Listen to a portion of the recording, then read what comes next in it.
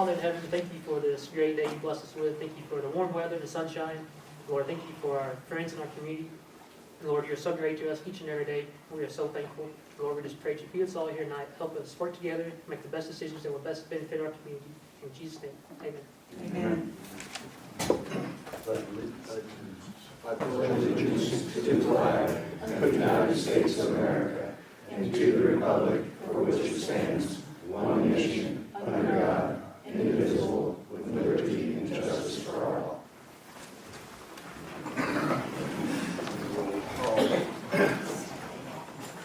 Laura Wagner. Here. Mayor John Krasuski. Here. Punky Stevenson. Here. Marie Anderson. Here. And I have Linda Van Fort absent. Well, thanks to everybody coming. Glad to see we've got a pretty good turnout. I don't like seeing a bunch of empty chairs. That's good. We need something on the consent agenda. If you guys had a chance to look over the approval of the bills, the city council meeting minutes from last month, and monthly department reports. I have no discussion. I have no discussion either. Way too smooth. Well, it's because we got our homework that they sent to us Thursday. Here's that easy button. You entertain a motion to approve the consent agenda. I'll take that motion. Motion by Punky, second by Laura. All in favor? Laura? Aye. Aye. Passes. Okay, we'll get right in it with old business, and that would be Bob Summers to discuss an ARPA infrastructure grant as a possibility for a sewer project. I love consent agendas, by the way. I wish all my councils did them. It's wonderful. It saves a lot of time. As most of you guys know, my name is Bob Summers. I've been helping you guys out for several years, working on trying to get the sewer project in place. Give you a little bit of background. We wrote an engineering report in 2019, I believe it was, for a grant that we got the city. We looked at the sewer, and ultimately it needed millions of dollars worth of repair to get it, essentially to get stormwater out of your sanitary sewer system, collection system. It went through a multitude of different agencies, and ultimately rural development essentially walked out of the deal. I'm putting it in a very concise nutshell, but it wasn't the best deal for the city. And so we reached out to SRF, which is a state revolving fund, through the Department of Natural Resources. They recommended that we try to go for what is called ARPA funding, and if that doesn't work out, or if that does work out and you still need additional money, then to come back through their normal appropriations through the SRF fund.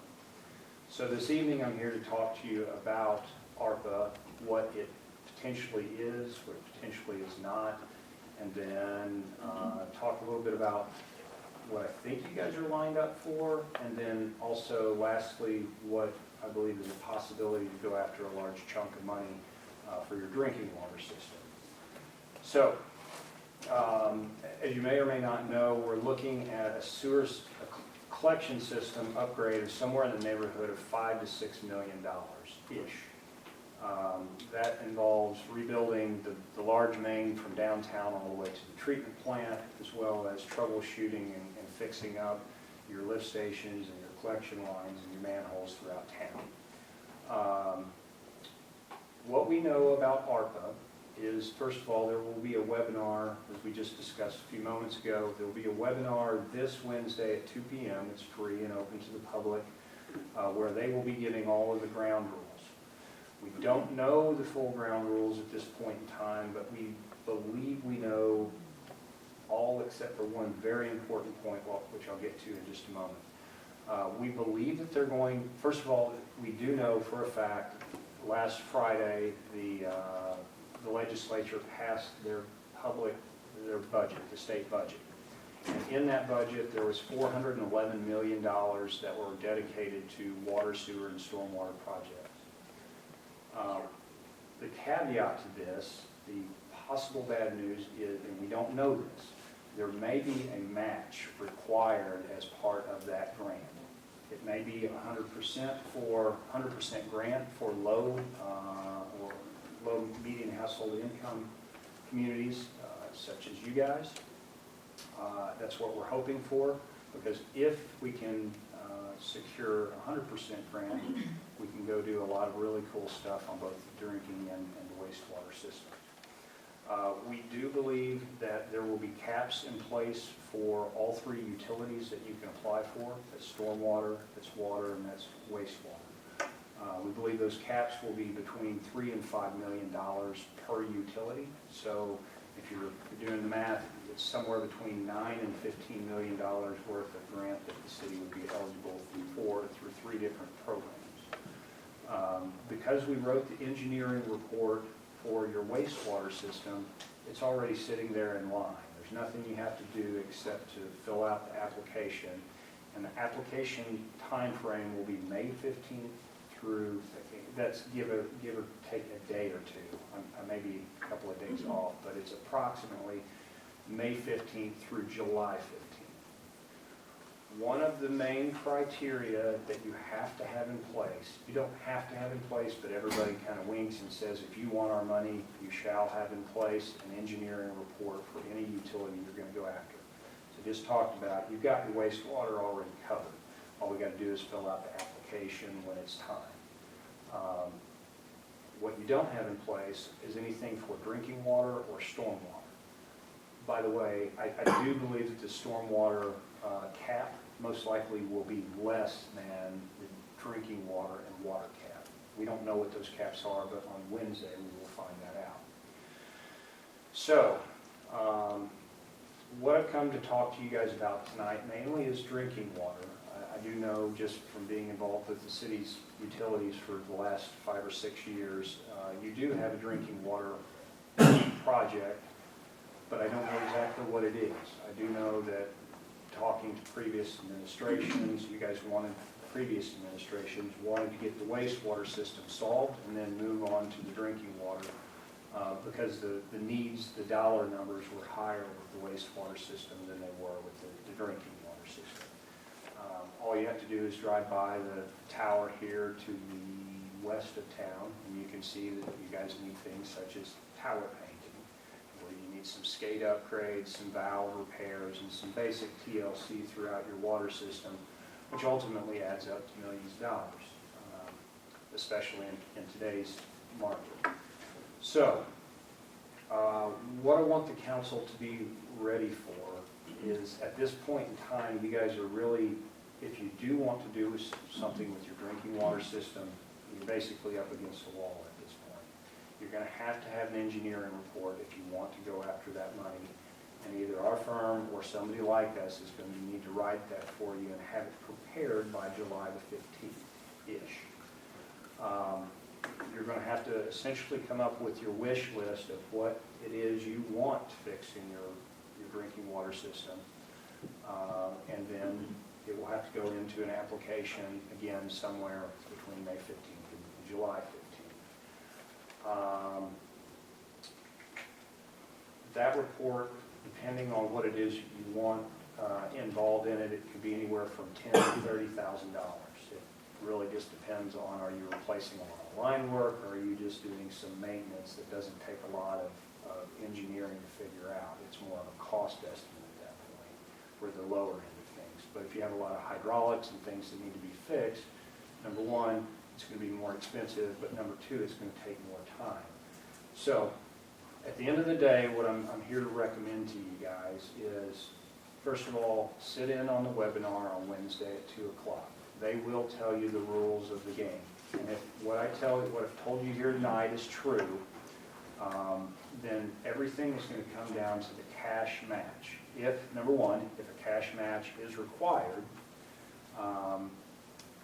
then does the city have the ability to pay that cash match? At the very first time that this came out in the House before it went to the Senate, it was a 50-50 cash match, which made absolutely no sense. It's our understanding that the Senate stripped it back down to 20%, and that may have been dropped even more, much more drastically than that. But I think it's only fair to paint the full picture. If you're doing the math and there's a $5 million grant that you can get and they require a 20% match, you guys would have to have $1 million out of pocket. No small towns, very, very few small, low MHI towns across the state are going to be able to come up with that. It just is not feasible.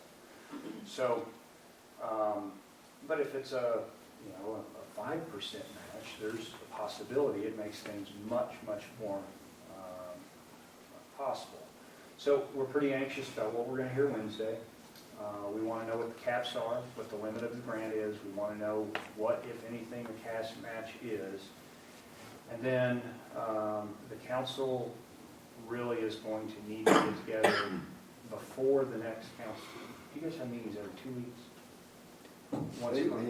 Every week until we get this darn Budget. done. Okay, so that's a good thing then, because the council is probably going to need to make a decision relatively quickly on the drinking water side and stormwater side. I don't know, by the way, I don't know anything about your stormwater. We're happy to help with that, but you'd have to come up with, again, a wish list of what you need done, and then you have to put an engineering report in on that as well. We do know that there will be points awarded. These grants will be given out on a first come, first serve point basis. Everybody will submit their reports, engineering reports, and the application, and you'll be graded. We do know that small, rural, and poor towns get you more points. They've just come out flat out and said that in every meeting they've had, they've said that. And so that meets the criteria of most of the clients that we have here across southern and central Missouri. So we're pretty excited about the opportunity, and we just want all of our clients to be fully prepared because we have such a small window in order to go and get it. This is a one-time ever. It's never happened in my 23 years, and I don't know that we'll ever see it again. So with that, I'd like to answer any questions that you or anybody else might have over the whole thing. Said that was open to the public. Yes, sir. Can we get that out as far so that way everybody in the community can see that also? Yeah, he sent me an invite, so. You'll need to get on the website and sign up, and they'll send you a confirmation email. Are they gonna be here that meeting? No, it'll be, It's a computer webinar, Oh, so it's going to be online, but it'll give everybody the opportunity to actually see what's being discussed and what the parameters are. That's exactly. Do we have the website already? Yes, ma'am. I forwarded that, and they've got it here at the city hall, and I can post it, he sent it to my email in my office, but I can put it on the city's page. Okay.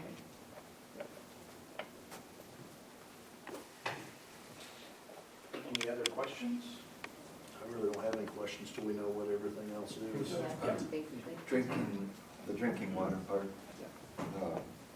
Excuse me for not being real bright on the subject, but for fire hydrants, etc., it'd all be part of drinking water. Absolutely. Any connection thereof. That's absolutely correct. If you guys needed to put in fire suppression, hydrants, valves,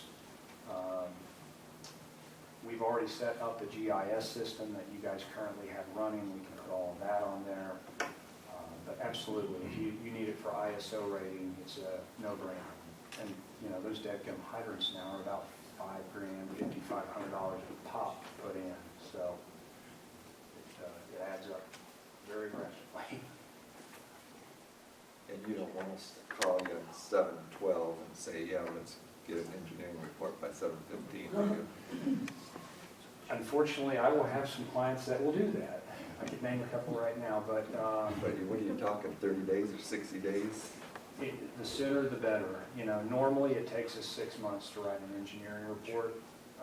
We are currently writing about 18 of them in anticipation of this, and we have a whole bunch of folks such as yourselves that we've done one report for, but now they're going, okay, there's really $4 to $5 million $400 to $500 million out there, we probably ought to get serious about our other utilities, and so we're rapidly, every engineer I have is writing 2 or 3 engineering reports right now.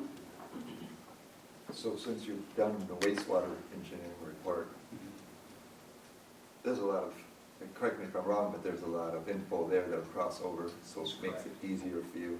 Right, the demographic portion, the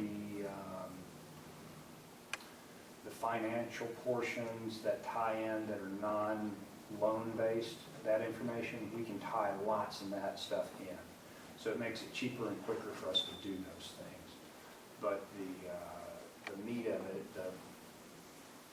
if we have to do a hydraulic analysis where we actually look at pressures throughout the system and we test pressures, that takes a lot of time and a lot of money. But if you're only looking at making generic repairs, tower painting, valve replacement, hydrant replacement, meter replacement, possibly, you guys already have automated meter reading, right? For electric. Only on electric. We're working on that. Okay, you bought the meters, but they're not all installed, that's right.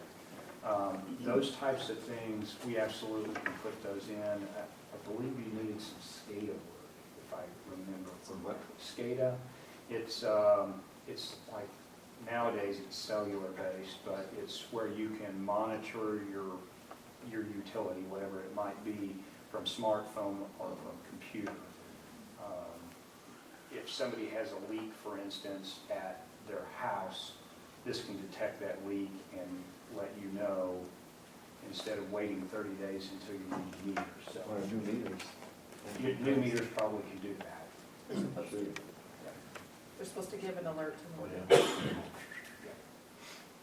Well, we're definitely deficient in the, because they got SO rating, we don't have good pressures in certain areas of town, big time, for any kind of fire usage. So we have to look at your hydraulics. We need to do that, so how much more, is that like an extra fee, is that extra time? You would be on the upper end of the costs we were talking about. You know, a very cheap report, if we were only looking about replacement of parts, is going to be in the 10 range. If and when you were able to get a grant, the grant through DNR pays out $37,500 for this type of work. If we could do it cheaper than that, you're in that range when you're starting to look at major hydraulic studies. I'm not even worried about the money so much, it's the time. It's going to be much more critical that if things go the way we want them to on Wednesday in the webinar, again, you guys are really going to need to make a decision on do you want to pull the trigger and what you want in that report. And if you guys can tell me what you want in that report, we can get a price back to you within a couple of days of what we can do it for. And then if you could get the green light quickly, I can tell you we can meet the July 15th deadline. One way or another, we would make that happen. So I'm presently putting together a plan for all the areas to finish the connections that were never finished for the water supply to bring up pressures, and mainly the south and the north. Okay. But through the center of town as well, three major points. But each one is only going to be 30,000 each, so that's something that we can always do in-house. What is the problem? We have like a 6-inch main coming and it's blanked off, and then there's a 2-inch line after that. Oh, And we need to make that connection, tie that 6-inch in, into the other 6 inches of 2-inch in between. We have 3 bad locations like that right now. And each one I'm guesstimating so far is $30,000 each. But we can do that in-house, absolutely. rather than worry about messing with all the extra engineering just to get it into a $3 million grant. We do it. First of all, we want to get all the money we can get. We can Right. fix everything you can fix. But I don't want to pay an extra 10 or 20 grand for a grant just to save what we could have done in-house. Absolutely, I agree with you, John. One thing I want to throw out there, I haven't ever told you guys about this, it just struck me. This just came out in the last couple of months, and you need to start talking to your operators about it. across the entire nation are requiring that a lead service inventory must be done by every public water supply in the U.S. Unfortunately, the state of Missouri is woefully behind on putting out instruction on how to do this.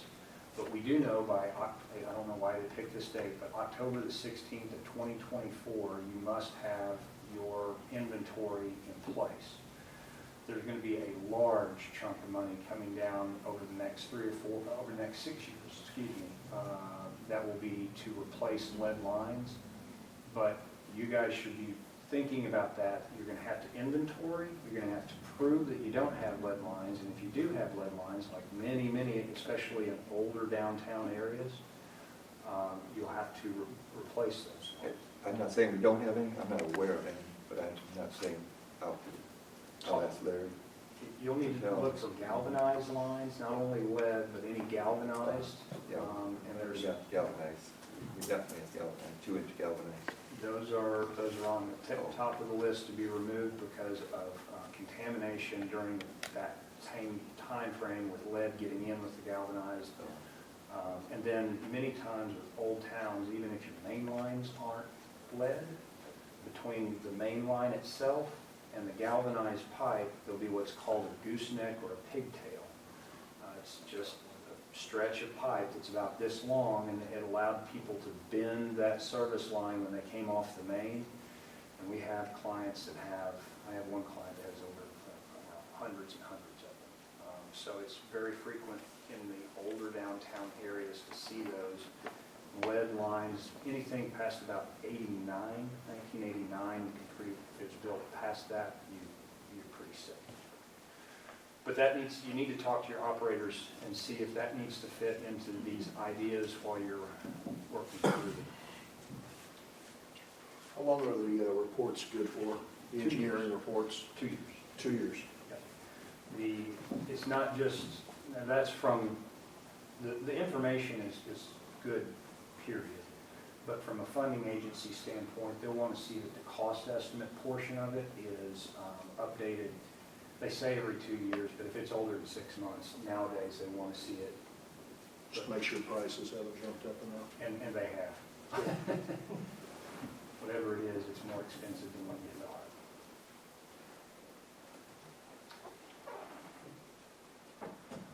All right, have I wowed you with all the excitement of water and sewer?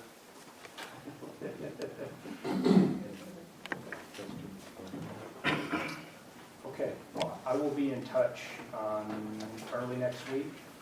Actually, I'll probably be in touch at the end of this week after the webinar. And if you guys want to take it up with council next week, we can decide what to do. Right, well, probably, I'm assuming it's going to be Monday or Tuesday of next week, we'll be able to get together again. I've got an all-day meeting at the Lake of the Ozarks on Tuesday, so if you have a meeting Monday night, it would be really easy. I can swing through here and then just go on the lake from there. Anyhow, thank you for your time this evening. John, you guys know how to get in touch with me if you have any questions. Yep, all right, thank you, Bob. Have a good evening, guys. Thank you.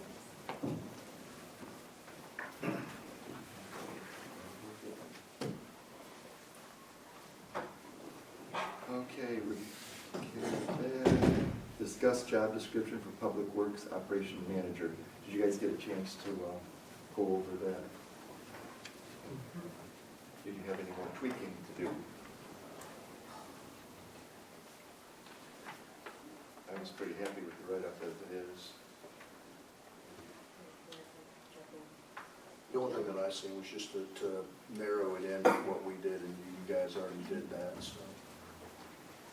If you're good with it, I entertain a motion to adopt it and put it up for a job.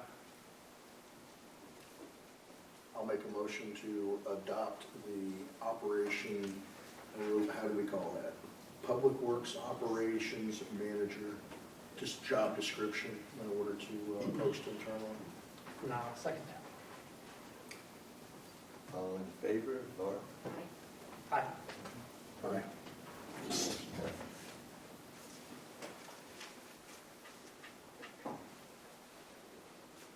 Now we get into the department managers. And we had, who we had first? Wastewater. Wastewater first.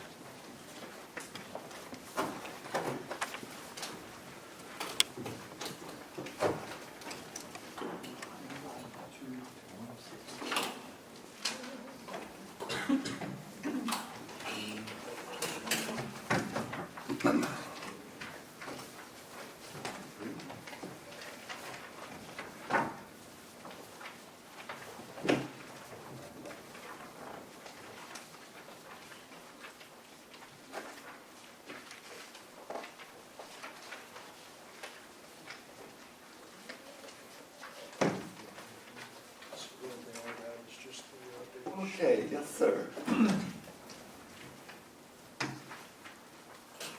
Good evening. The biggest thing we have there is we need a sludge truck in the worst way. Ours is, we got two and we're lucky to get one to haul sludge with. And they're very expensive.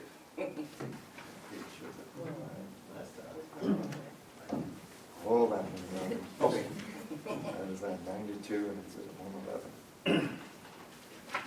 Is there any sort of grant funding we can We, look at? me and Johnny hunted and looked and dug and called DNR and no, there's no funding for that. I mean, it's, you just don't go to Peterbilt or the Mac place and say, we need a sludge truck. These are specialties. They build them to your specs, what you need. And, you know, the 4,000 gallon is the best truck that we can get, you know, so. Didn't you guys have put together something where you could get a truck and then have it? Yeah, built on it? yeah, Is that- I think Is it's- that what you're estimating Yeah, here? and it could be a little less, it could be, but the tank is the most expensive with the pumps and the vacuums and all that. But, yeah, and what we thought we would do is shop for get the tank separate Yeah. and buy a truck, you know, save some money. And, And that's where you come up, how you come up with this Yeah. estimate? yeah,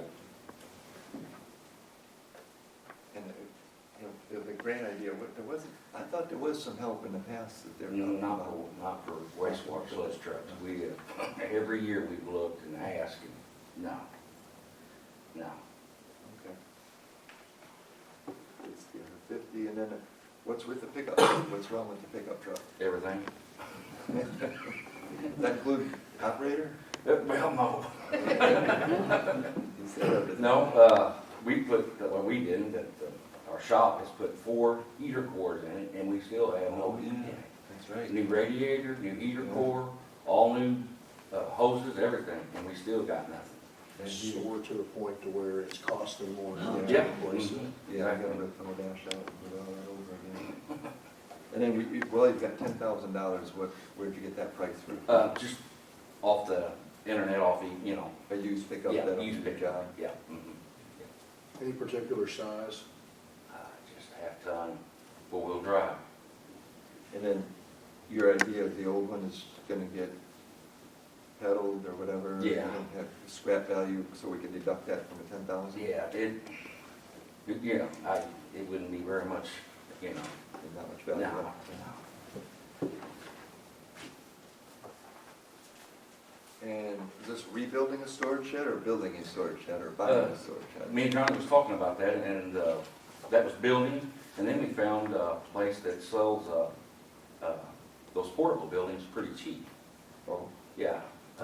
let me know where that is. Well, it really was, it was pretty cheap, and I'll get back with you on Okay. that. It's local, and, but that was for the building like a lean-to, but we found this other, and it was pretty good. And storage shed is for what use over there? Putting a lawnmower in, our golf cart and stuff that we check samples and stuff with at the plant, it's just sitting there in the weather, and it's gotta be kept in something. And what size is that, do you know about? 18 by 12, that's what, 18 by 12. Pretty big. Yeah, if you can put a new one in there for that cost, I want to know too. Well, that's just getting a roof on it and just, you know, not closing it in. Gotcha.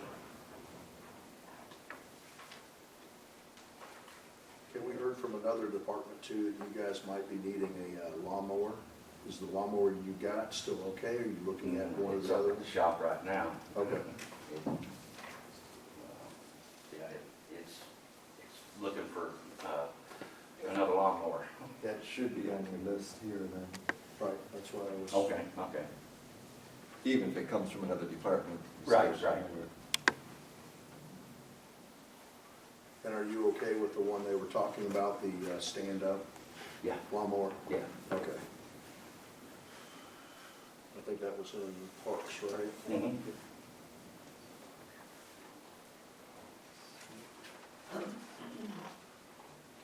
Not that I didn't trust them, but I want to hear if that's what you want. Right.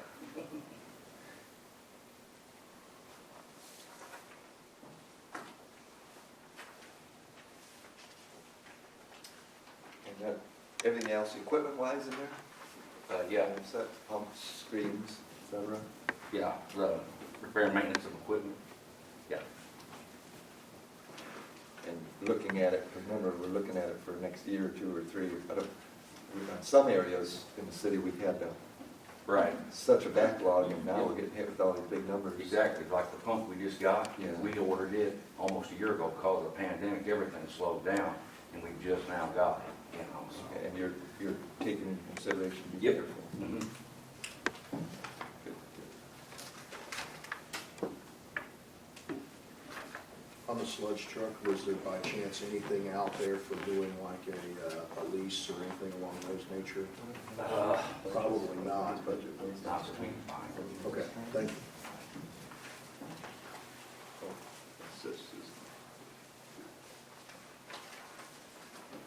Yeah. Don't leave us yet, whatever you do. Well, do you have one in mind? You said you'd be looking at a truck and then a tank.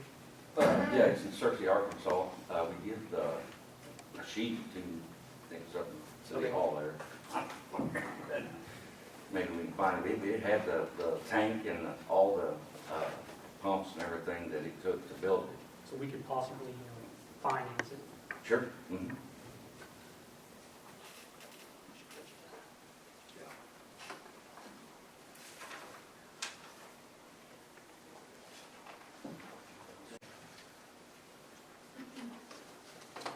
You got supplies and materials, $10,000, That's all our lab.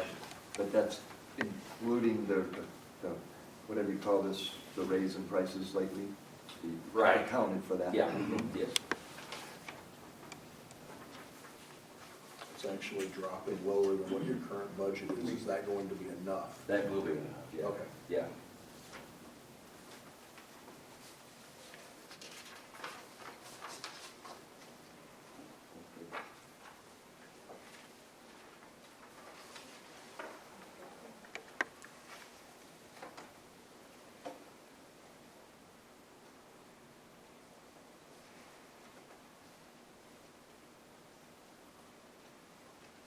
Do you think the oil and gas? It ain't gonna go down anytime Yeah. soon. That's what, the only thing I was worried about there is, did we get enough for that? Yeah, the fuel prices. Yeah. It just went up the next day when I got my Mhm. summary. The average for diesel now in the state of Missouri is like 562, Mhm. but Missouri is still the cheapest.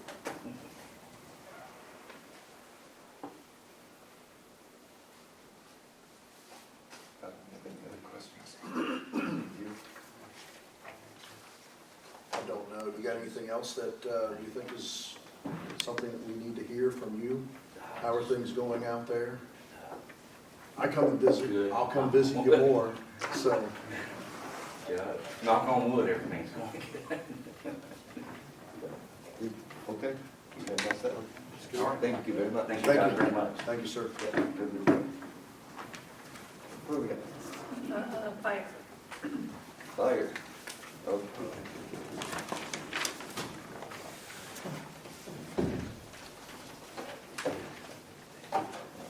Yeah, what page Fire. is that? 105, thank you.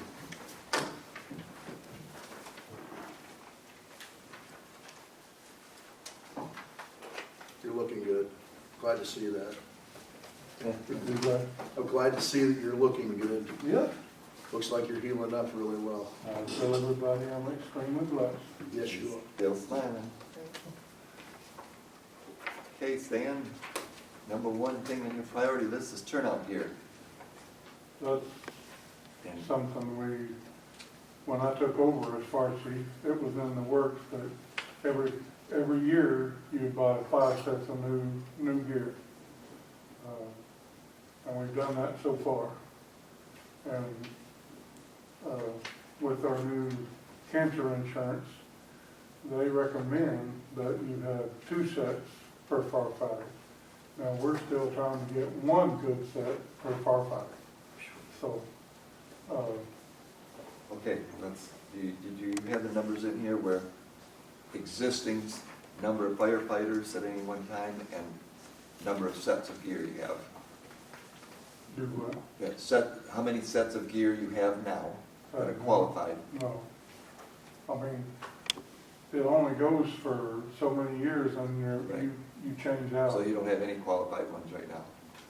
We have some qualified firefighters, yeah. I mean, We have sets of gear, Sets of gear. yes, how many sets of gear that are we've not got- expired?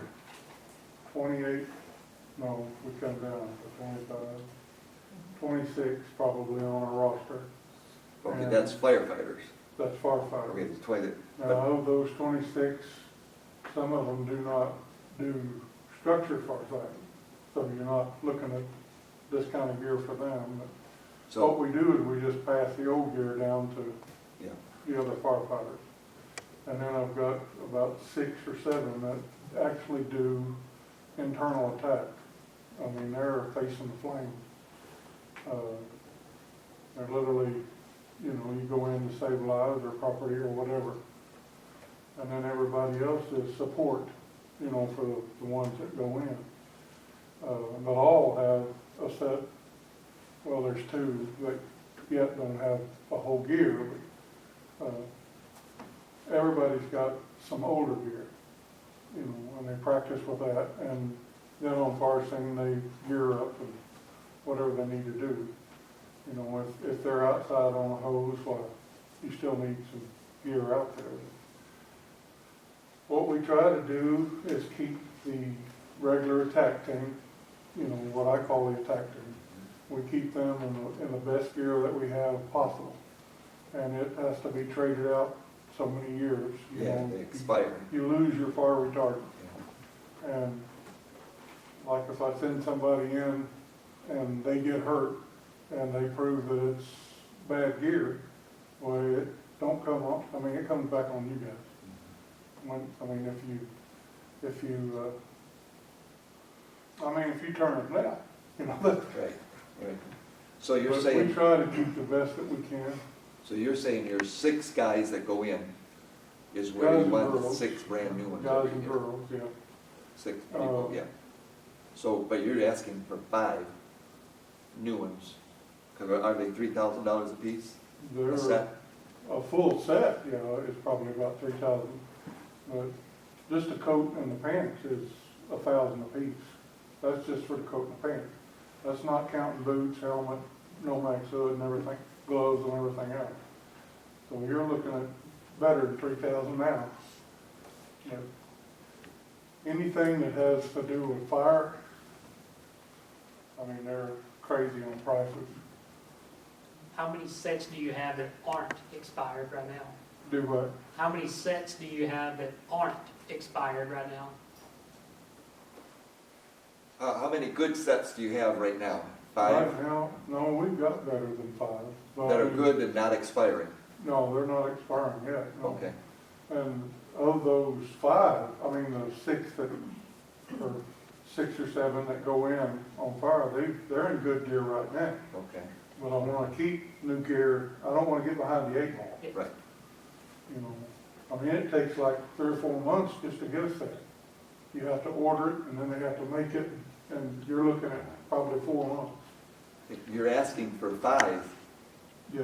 even though you have 6 guys that go in. So why are we? Some of them just got some last year. Oh, okay, They've got good gear, Got but Okay, what I said, okay, I don't suit everybody up at once. okay. Good, so. They so with- rotate out. All right, with that 5 coming in every year, as they rotate down, those come back around as a second set for the backup set for the cancer stuff? For that, that's a whole new thing. I mean, we're just. Will we be able to use that expired gear for a backup set? Well, you're. Because they for want a backup set, they want a yeah. backup set. But if you're using gear that you've already traded out. Right. And you bring it back in, you can't bring it back in. So we can't. I mean, once it's So how out do of you, date, it's out of date. to be in compliance with the new cancer insurance, how do you propose that we get 2 good sets? A lot of money. Well, what's the dollar But I figure? know that we don't. But What's the dollar figure and what's the way of doing it? the only thing that's gonna have to be traded out is the coat and the pants and the Nomax. They recommend you have 2 Nomax for everybody, but, right now, just a little at a time. I mean, that's how we're planning to do it, you know. So that's what you're doing, you're I've got- slowly building up every year? You're slowly getting Yeah, there? slowly getting. Do you have any with 2 sets now? No, we don't have any. The problem is that if we have 2 fires in a day that took an entry team to go in, well, you're supposed, now, according to the cancer insurance, you're supposed to wash that set of gear every time you go in. You're supposed to, at the scene, you're supposed to do as much decontamination as you can, and then you're supposed to wash that.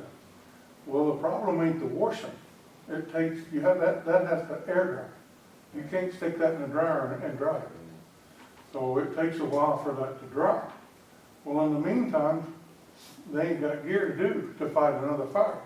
So if you was to have 2 fires in a day, well, you've done used 2 sets of gear. And, I mean, that's what they recommend.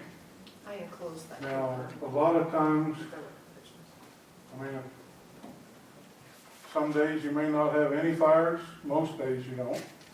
But then it may come, you have 2 or 3 right in a row.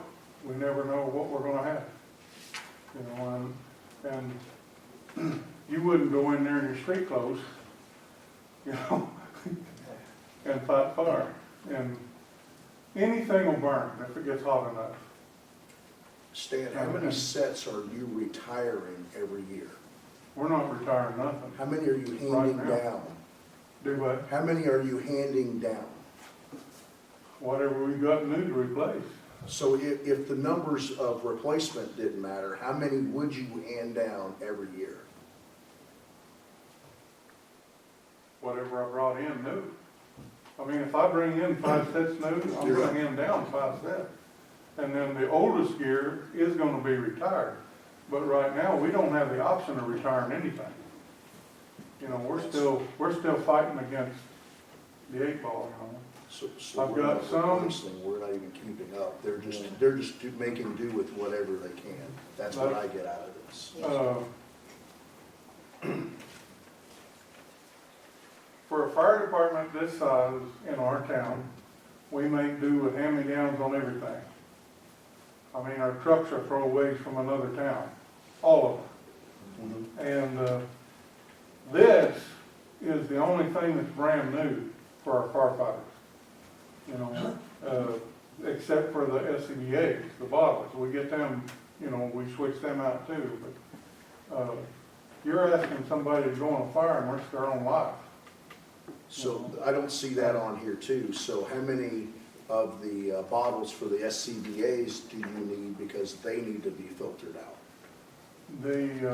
Because there's nothing on here for it either. No, I didn't put none of that on there because I didn't think I was gonna get anything. You know, I mean, But how many do you existing need? before was nothing. You know, we just made do with what we had. Now, we have gradually got a few more bottles each year that have been up there. You know, we get like 6 or 7 or 8 a year. And that's a composite bottle. Well, I found out that you only get 15 years out of a composite bottle. Now, the old aluminums, which we still have, which is heavier, as long as they test hydrostat, you can still use them. But they are heavier, you know. And I mean, NFPA is recommending that you change them out, but in a small town, we have to do what we have to do. Everybody knows that. I'm not asking you to pull a rabbit out of your hat. No, you're not You asking know, for you much gotta either. That- take care of yourself best you can. Well, we gotta prioritize between departments as well as Yeah. in your I department. understand that. And no, and I wanna make sure, and I know we all wanna make sure that you're representing the adequate number, do it right. Yeah. You know, and to me, This- you're used to nickel and diamond, Yeah. and I I sure I hope was we can asked, do better. I was asked when I had the stroke, I was asked by one of my, ladies that was taking care of me, I said, if money was not an issue, what would you do to build a fire department? There you go. And I said, I have never had that. So I don't know what that is. If you're asking me, you're telling me that money is not an issue, well, Different there's a story. whole lot of things I'd do if money was not an issue, but it's always been an issue the whole time I've been involved with the fire. I would like to research and maybe help them with some of that also, to come up with a number, because we also have other requirements now in order to keep the insurance. And that is something that has to be looked at also. There is stuff that's state mandated now that we're having to play with. And I found out the other day that even the insurance is coming out of our budget. And the physicals are coming out of our budget, which I understand that. But you're gonna have to put the money back in there. Does that, I mean, our budget comes from you. But anything fire comes out of fire. I understand that. But you'll have to keep enough in there that fire can do that. Oh, your $8,000 grant expense, is that a matching expense that you've already got in That's- your? We do that every year, try to, and that's the conservation grant. It's a 50/50 grant.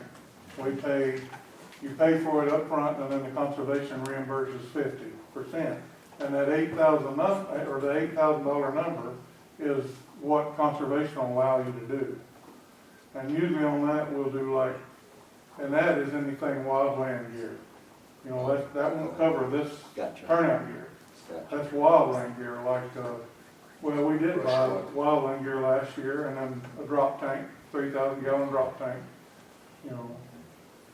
And then But equipment, what's $50,000 for the equipment? That was just, last year, I think they said that we could have 47,000, and that is like buying new hose, new nozzles, you know, everything just to replace everything, you know. And that's where the bottles come from, you know, in that grant, in that part right there. Anything that's allowed, that's thrown in with equipment will come out of that usually. And- Right now, we're looking to, engine 5, we'd like to make that into rehab, you know, where we can send like in the hot summertime, we can send the firefighters inside there and cool down and be checked out medically. And we're looking at like $5,000 for medical equipment to go inside that, and as well as an AED, you know, that'll come out of the 50,000. That's why I don't list it all separate here, because we just.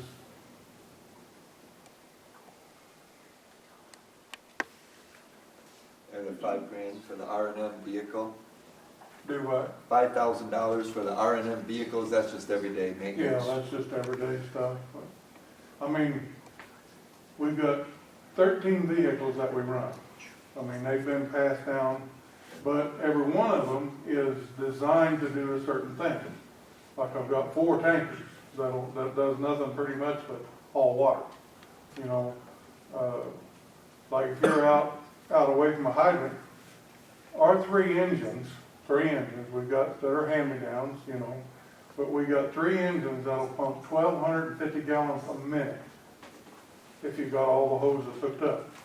So we have to keep ample supply of water if we're away from a hydrant. And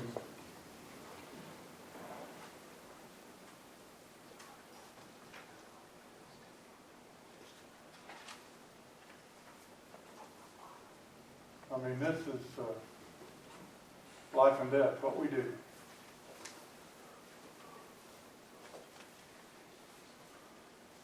And we do everything. We do everything from fight fire to work wrecks to hunt lost people to rescue people out of water. I mean, we have a lot of stupid people in this area. I should have said that. We have unsmart people in this area. I'm sorry. It's gonna keep making me. I tell my kids all the time, I said, you don't call nobody stupid, and here I use it. You know what I mean? I mean, if you drive off into water that's 6 foot deep and you drown yourself, that's just being stupid. And that's what we have to deal with. It's just, we don't always think as well as we should at the time we do it. That's right, I understand. It happens. Okay. I don't have any more questions. You guys got any more questions? I think I've cut everything down as tight as I can and be safe. Well, I appreciate that, but Yeah, I would but- rather you didn't make it as tight as you can, because if we can fudge something more, a less priority to a higher priority, I'd like to be able to have that option to do it. Yeah, But if you make it as tight as you can, it's really mandatory that we get you what you needed. Yeah. That's Well- all choice that we have. yeah, I see, I understand. I would like to invite the whole board and the mayor to come out to the house, or out to the firehouse, Free dinner? and see what we deal with. Oh. Not right now, I mean, I know you got business right now, but, Okay. come out and see what we do. Yeah, been there, but yeah, that's interesting. I like it. It's only been a solid I 7 mean, years. it's your since I've property. been there. You know, well, it ain't your property, but it's Yeah, your yeah. stuff. Did you have any more questions? Anybody got any more questions? We have an awesome team out there, and I'd like you to meet them all, but it's impossible to meet them all at once. Yeah. Because everyone that's out there, and I've told Shannon this a whole bunch of times, I said, if you've got 30 people on the roster, you're lucky if you get 10 at a fire at one time, because they've all got different jobs. Like we have some that's paramedics, some that's nurses, some that's firefighters, I mean, you know. But anyway, Yeah, maybe we can find some way to show our appreciation. Maybe we can have some kind of cookout sometime in summer or something. Try to get everybody together, and get everybody to know each other, and let them know that we appreciate what they're doing. that'd be awesome. I don't care if they make it to one fire a year if we have There ain't that. none of them that do what they do for For the $15, for the $15 call out. $15 a call. They don't do it for the money. They don't, and this is gonna sound hard, and I don't mean it that way, but they don't do it for your gratitude. Oh, You know what I mean? right. Yeah, they're not looking for that, yeah. It gets in their blood, and they do it Yeah. because it's a calling. Stan, Is the that all other you thing, have for me? one more thing. I didn't see anything in there for training, and you guys, just like the police department, require a lot of training. Is there anything that you need or that you can see that needs to be done and added to that for, You'll see in there, That's there's like 5,000. is that enough? That was what my main. Well, I it's see never enough, but, Okay. you know, we make do with what we can. I mean, some of the courses are pretty expensive, and then Yes, if they they take are. place Some on of a the courses. weekend. Like, to be a trainer, which I have one on my staff, I mean, he trains it. Now, he has to have state qualifications that require him to take his vacation, or, you know, and they cost. It does cost. Mhm. Right now, I've just given you a figure that we could get by on. That's nothing gravy, that's just getting by. Okay. Is Thank that you, everything Stan. for me? Thank you. Appreciate it. We're good. Thanks a lot. Yeah. One more tonight? You've got street next, What page? 101, and then you've got sanitation.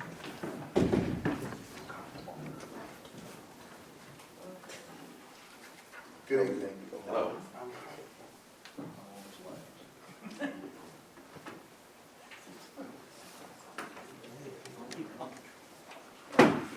All right.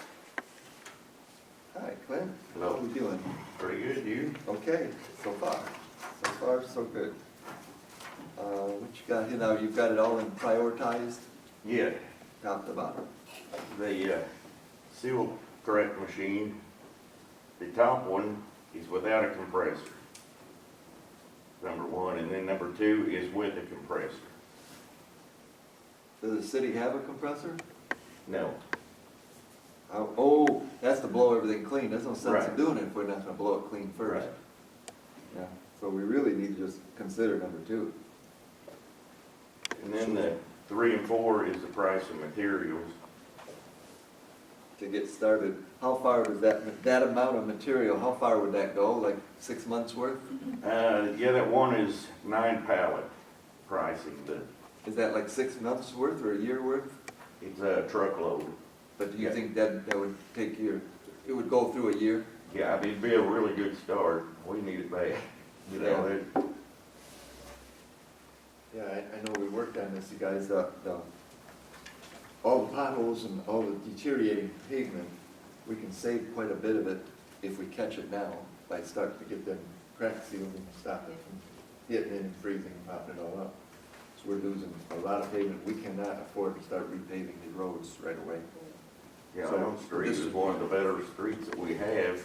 And I've been patching those with cold mix, you know, right down the center where it's coming up. I mean, you gotta catch it where you can, but if you go across the tracks, it'd be rough, you couldn't drive over it, you know. It's another good point about this, it's hot rubber, you know. So it's got good expansion and contraction then? Okay.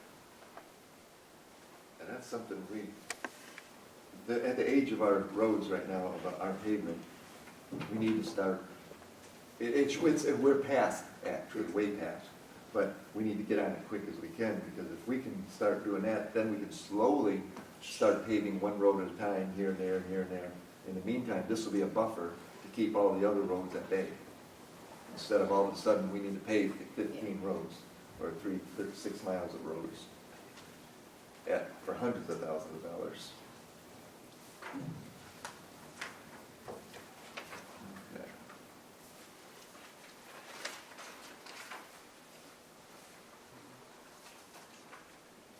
That's all you asked for. Yep. I figure that's good enough for now, you know, good start. Okay, this is looking to me like this is for the hot weather or for the summer. You also have cold weather coming up that's still in this budget with salt and stuff like that. Do you have enough budgeted for that type of material? Yeah, it Do you comes need out any of, other type of equipment to do that too? 'Cause- no, we're in pretty good shape on that, right? It comes out of our supply and material Okay, budget. and that's what I wanted to make sure of, because I see where you've got this listed out, but that's because it's right on our minds right now. But I guarantee you, come October, we're gonna be looking more towards, hey, what are we gonna do for snow?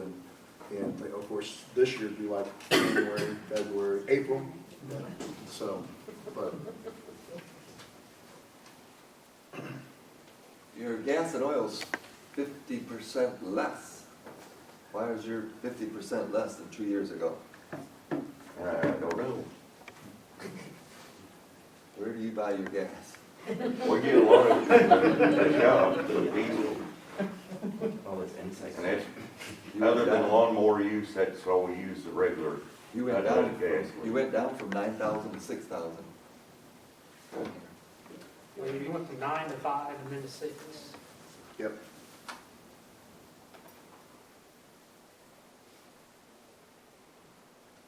If you went down from 9 to 5, that's one thing, but then it'd have to be 7,500 now. It went back, it'd have to be double the 5. Gas is double. Oh, 66. It would have to go back up to about 12, I would say.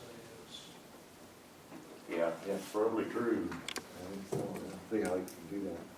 Especially you guys are using it all the time. You raised So, 12. Yeah, I put 12 in there.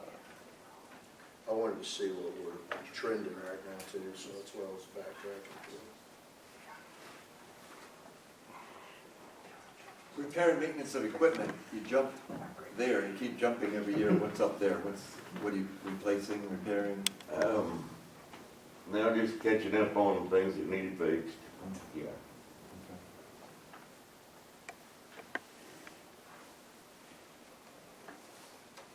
And then what roads are we planning on paving for $268,000?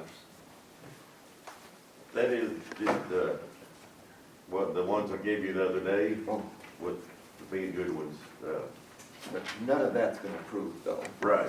So that's a. That's why I'm not Maybe paying there. attention to everything. Yeah.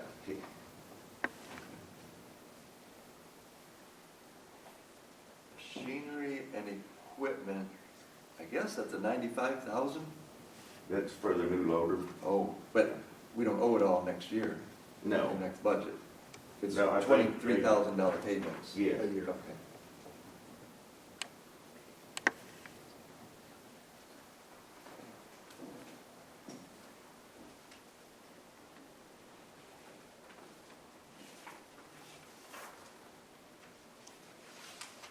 I don't see anything else that I need to know.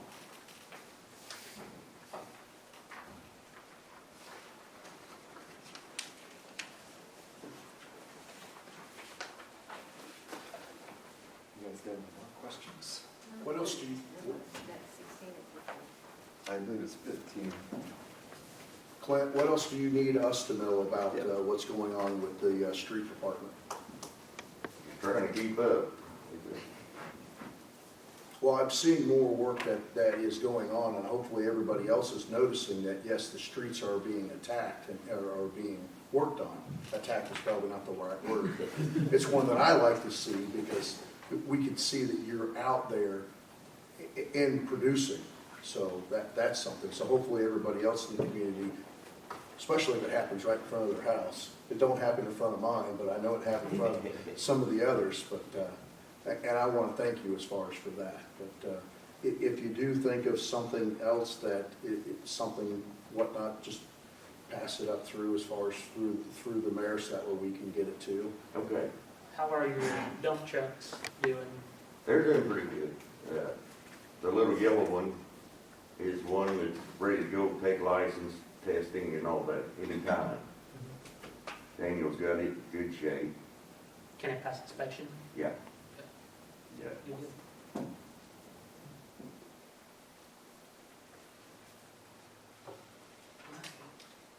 Hey, the paint on the sidewalk, what's that for? Paint the sidewalk, what's That that for? was the insurance requirement. That's what that's for? Anytime there's a decrease in the grade, we have to properly mark it. But they were all painted different, so I was just wondering. Well, there's a paint shortage. We can't get it. Oh, okay. Any more questions for I do not. Sorry for interrupting. Clint? No, Thank you very much. Thank you all. Thank you. That one spot down by the golf course, that now that it's painted, my daughter commented the other day, she's like, is that always been there? Yeah. I said, Okay. All right, you've got sanitation next.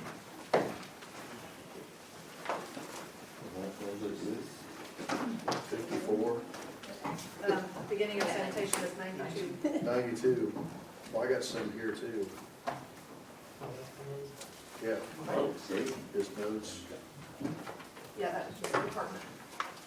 Okay, now the first thing would be your Yeah. revenue, which, how do you average that over the years, which is really what you needed to do? Because. Which revenue, we had trash collection and recycle revenue. Oh, So, recycle would be the one that goes up and down, yeah, yeah. that, on an average, normally we're like $35,000-$40,000 in recycle sales. And I've held back a lot that was, the price wasn't worth even selling it, like the aluminum and plastic. Because they just want to give a few cents, especially on the plastic. So I held back for probably 3-4 years, sometimes 5 on different items. And the plastic, for one, is almost quadrupled. So I decided it's time to start selling. It's such a high price that one load alone was almost $18,000 just for some plastic that went out. So And All because you held it back. I To held wait it for back. that. And Not everybody would do that. I said, the prices they were wanting to give us, I had plenty of storage room, thankfully, in the warehouse. The price they're wanting to give us, we wouldn't even break even. And surely, you know, the markets is like a commodity market. It's up and down. You just kind of, luckily, we come out really good this year. So normally, I'd have $35,000 to $40,000 in sales, and I think we're right at 105,000. So we really, I'm not going to guarantee that next Right, year we because can't. I don't know what the market's doing, and with the price of fuel and everything rising, we get, when we take quotes on that and bids, this is what they pay, and they've already got their trucking added into that. So when the price of trucking and fuel goes up, they take it out of what we're selling.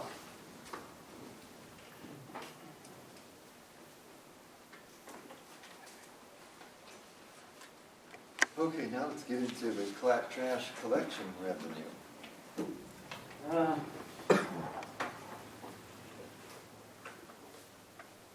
We haven't raised our rates in 7 years. It's right at 7 years. It was 2015 in September.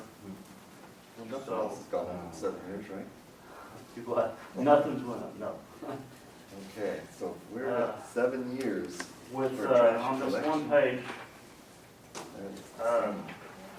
our gas and oil is doubled, so we've got $20,000 additional expenses there. Our landfill fees, Tipping, yeah.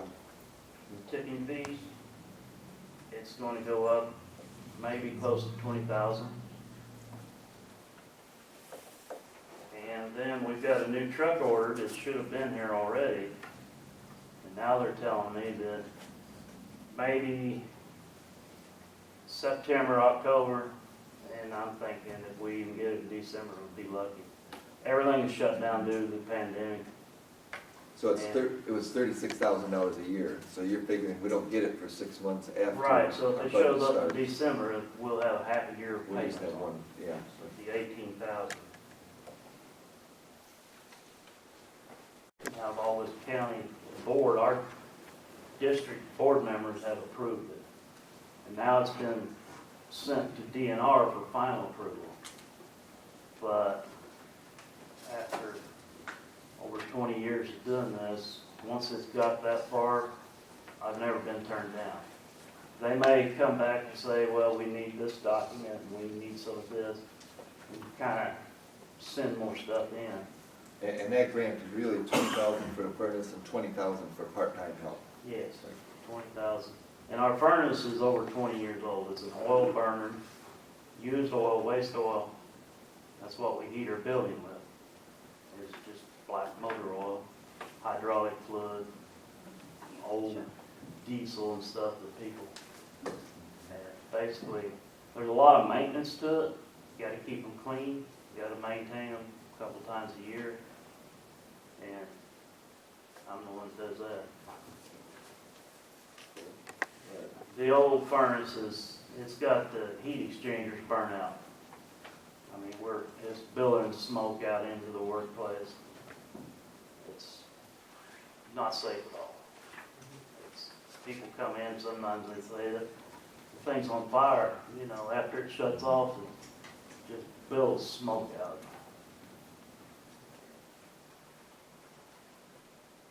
So, Any other parts that go on here?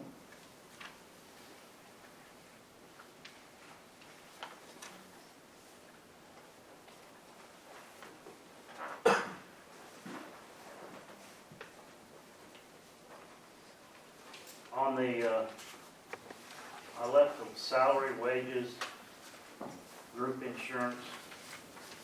Normally,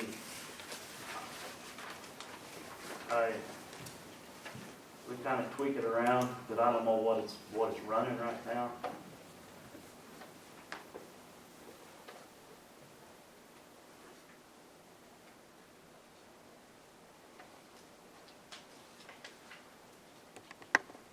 Hey, Dave,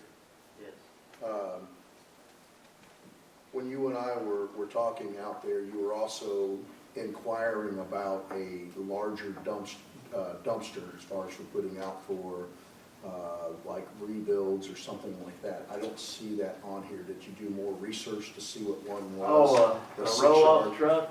Yeah, the roll-off. roll-off truck and the Like- actual, With this year, the way it's going, I didn't even put it in.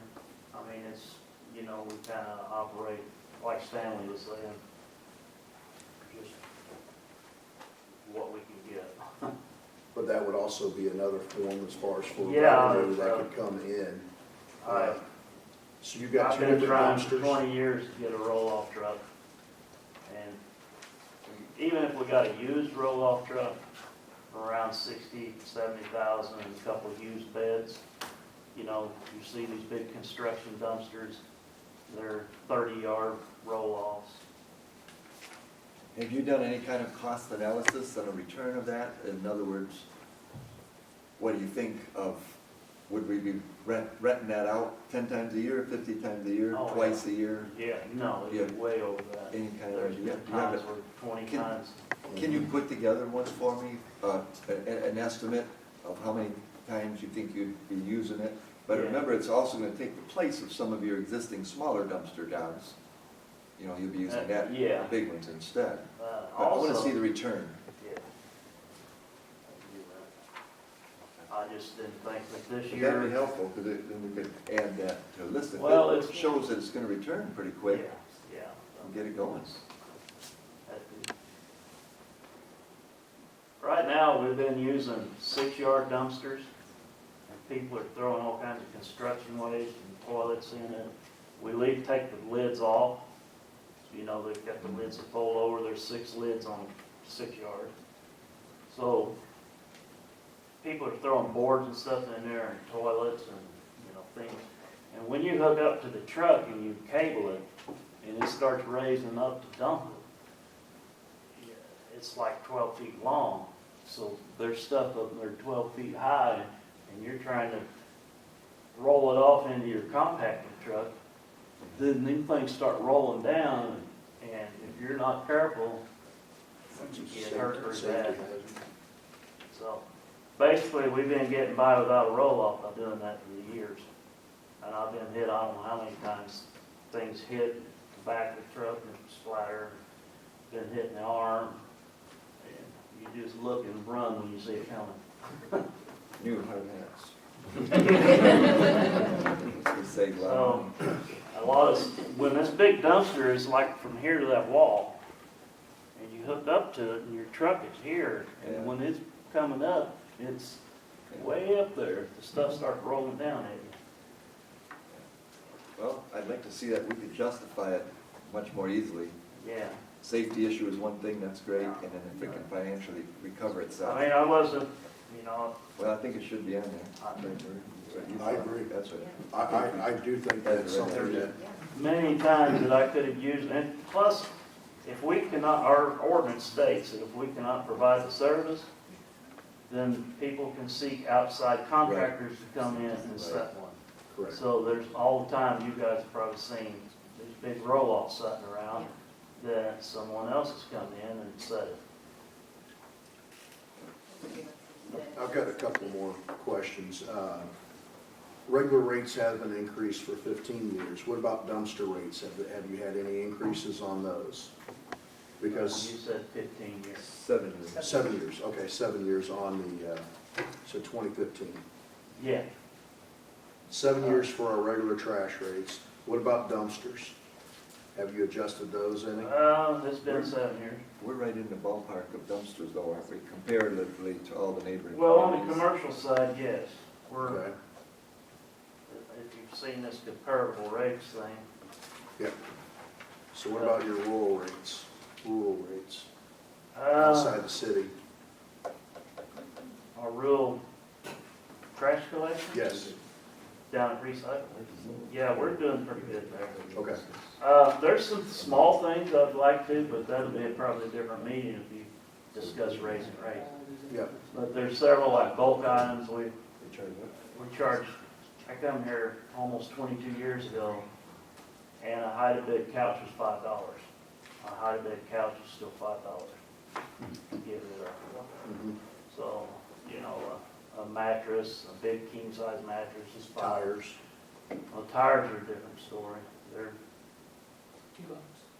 yeah, but $2, yeah. But mainly on our bulk items, everything bulk item is $5.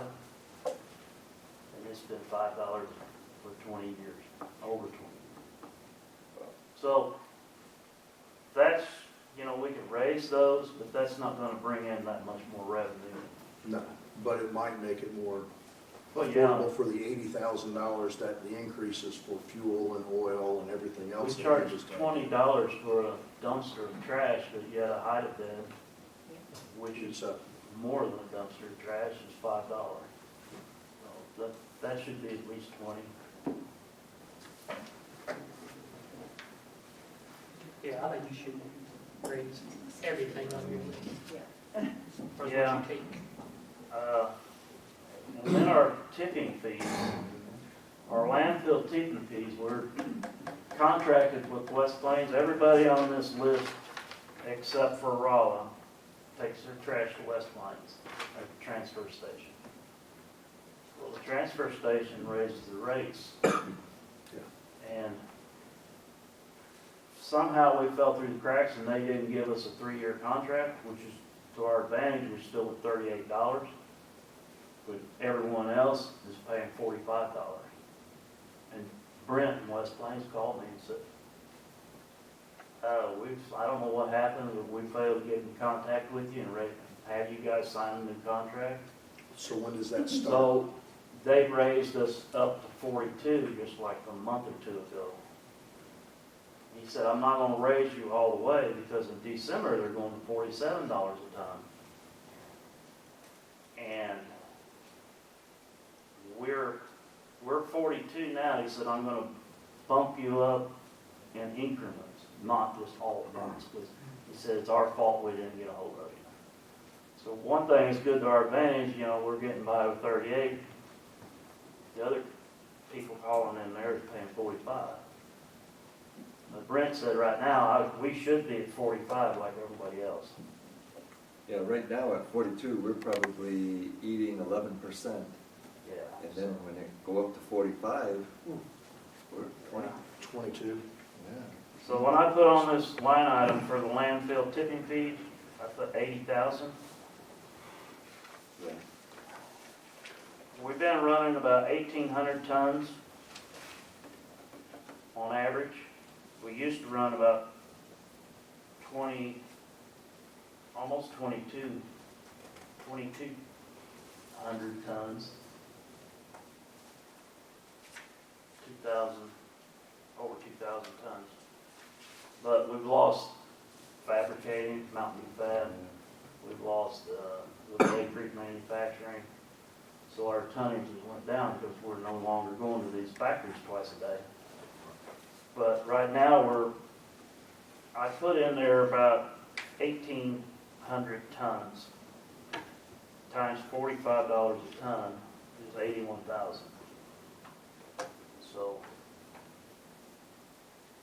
and if it goes to 1,800 tons times $47 a ton, it's going to be 84,600, almost $85,000. So on our line item, we have 65,000. So that's where I come up with a figure.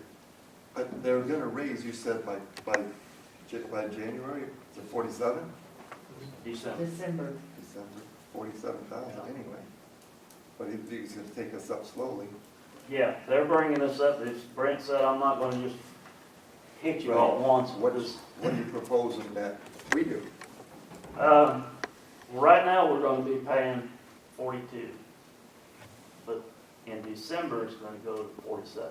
That's $4 higher already Yeah. than what we've been paying up to today. Yeah. So everyone else is paying 45 right now, and we're still at 42.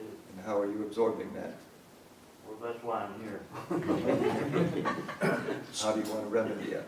Well, I put in this budget, it should cover if we go to 80,000 Oh, okay. on our line item. Well, you only went from 65,000 to 80. Yeah. I think that would do it. It would be real close. So, But what I'm hearing though is even to maintain, because of all the places that we take trash to has gone up, we can't rely on just recycling. We're going to have to look at that, and that's something that across the board, because if they've already gone up on the initial set, and we're looking at another 22% by December, his department won't be able to handle that. and some of these comparable rates, Brent has told me that some of these people have raised like 2 times since we've last had our raise, 7 years ago. And he says after I've already talked to some of them, and he said once we raise it to 47, some of these towns will probably raise theirs again. So if we're playing catch up to get up with them, and then they raise again. And also ours, we've got $12 residential. We're handing out a $3 roll of recycled bags. So basically, we're operating on $9, where these people are not handing out recycled bags. And they're around $15 to $16. Do you think if we didn't hand out the bags, you'd see less recycling? And then would that cut into your? A lot less. And I've been asked, well, why don't we charge for the bags? I don't think people will buy them. Right. If it's across the board, you know, we just raise the rate and you're allowed these free bags, because people want to do the right thing, but if you tell them you have to, now you have to buy your bags. Yeah. Well, then that sets off another thing. We have a 3-bag limit. So if they quit recycling and they've got 5 or 6 bags, then we have to put a green sorry sticker on there saying you can't pick up these extra bags because, you know, you're allowed 3 per week. So then we sticker it, and then they gotta go to City Hall and buy a $1 sticker for the additional bags. It's just gonna get It's going to create more headaches. pretty. Yeah, I was gonna say, you've got some people in this town that don't recycle as it is. I took Yeah. over bags one time to a neighbor because I saw Yeah. plastic in their trash. And I went over thinking, okay, maybe they didn't know. And I took them bags and said, you really should separate. We have the ability to recycle here. We've got people that don't recycle. That's like if he raises prices on people taking things to the dump, I can see more people are gonna start throwing stuff out on the roads. We've got people that just won't spend the money and don't care. Also, if we say where you're allowed 3 bags, that's 3 33-gallon bags, 40-pound weight limit. Okay, well then we get these contractor bags that come up to here, and you have to drag it to the truck. And you can't pick it up. You gotta holler at your driver or somebody to come help me. So then we put a sticker on that, you know, it plainly says on there, 33-gallon bags, no more than 40-pound weight limit. Which a lot of them are less than that, some are like 50, 60 pounds. But we get the contractor's bags and they say, well, I only have 2 bags. Yeah. 2 100-pound. And also another thing is these roll-off, like these 90-gallon carts, these roll-out carts. Our 3 bags will fill up one of them. So what's your idea that okay, let's just go with your chart here, City of Mountain View residential. If we were at $15, we'd still be the cheapest and equal to one other city, but the rest we're all under. And we're even cheaper than that one city because we're giving away $3 bags. That's current. Yeah, I can't see where. So is that what you're thinking, is $15? In his notes, he has 16. 16? I would say 16. At least 16. Because I put in there on if we raised $4 to 16, you'll notice on this. Yeah. Okay.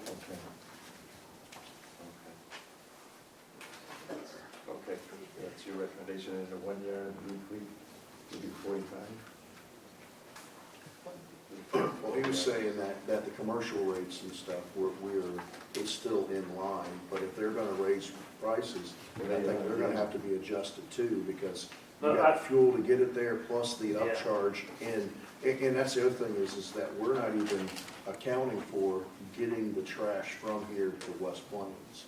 That's just the change in their upcharges, because at December, they're gonna go up 22%, and fuel on top of that. On this budget worksheet, I put in trash collections. $12 per month, and if we went to 16, there's it'd bring it up about $48,000, which that's not enough to cover the additional expenses already. Yep. Anyway, this topic is in probably for another meeting. Yeah. Okay. Yeah, I appreciate it if you do your homework on that and get us some ideas there of where to start with. I like that you've already got it started, but I'd like you to further that a little bit, be more in depth, especially for commercial rates. Yeah, I think the last time we had a rate increase, they raised the commercial trash. We charged $10 a yard. It was $8 a yard, and they raised it to 10. So if they raised one more dollar a yard, it'd be a 10% raise, and a 10% increase. Something to think about.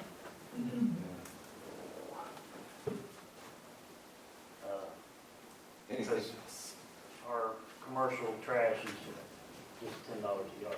Yeah. So if you got a 2-yard dumpster, it's $20. So it's so if we raise 10%, it'd be 22. But that's something to think about later. Definitely. But put right together- now, our residence is way behind. We're operating on $9. These other towns are 15, 16. Right, And West Plains is the cheapest because they're $13.50, but, but they have a transfer station. And 2/3 of all the tonnage they haul to the landfill is from outside, mhm. other towns, so. All of our towns are just paying their way. Basically, their transfer station, they have a trucking company within their sanitation department. So they're making money trucking it. Brent told me basically his tipping fees for West Plains is free due to the fact that they have the landfill, the transfer station is basically a trucking company. I don't have a trucking company to generate more revenue. The only way we get our revenue is off our trash rates and recycle sales. Any questions? Thank all your workers and stuff for us too, because it is getting hotter and hotter and hotter. And And if you need water, call me. I'll come when run. it gets hotter, I don't know if you notice, the smell of the truck gets worse. Yes. Thank you, Dave. You're welcome.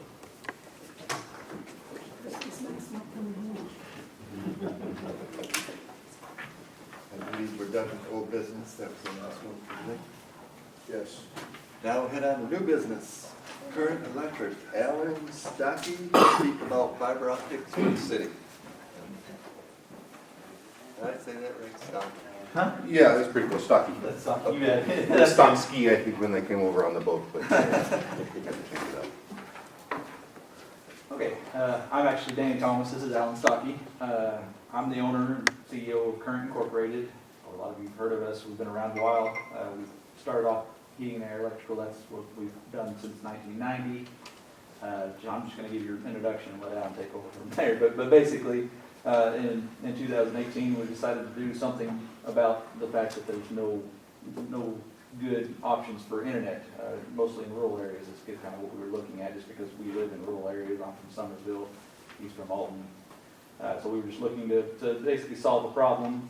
So we started that in 2018. We've been doing it with wirelessly so far up to this point. We've got a lot of local towers. We're up to 1,500 customers that we've just kind of been doing this straight from the ground up is what we've done. Just trying to solve this problem. As you all have probably heard in meetings, different things, that this is definitely a nationwide problem, basically. And so that's what we've tried to do, and that's what we are doing.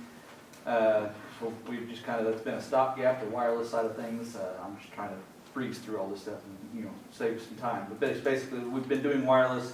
It's a Band-Aid. It's a good option to get people fast internet, quick, fast, in a hurry. And that's why we've done that.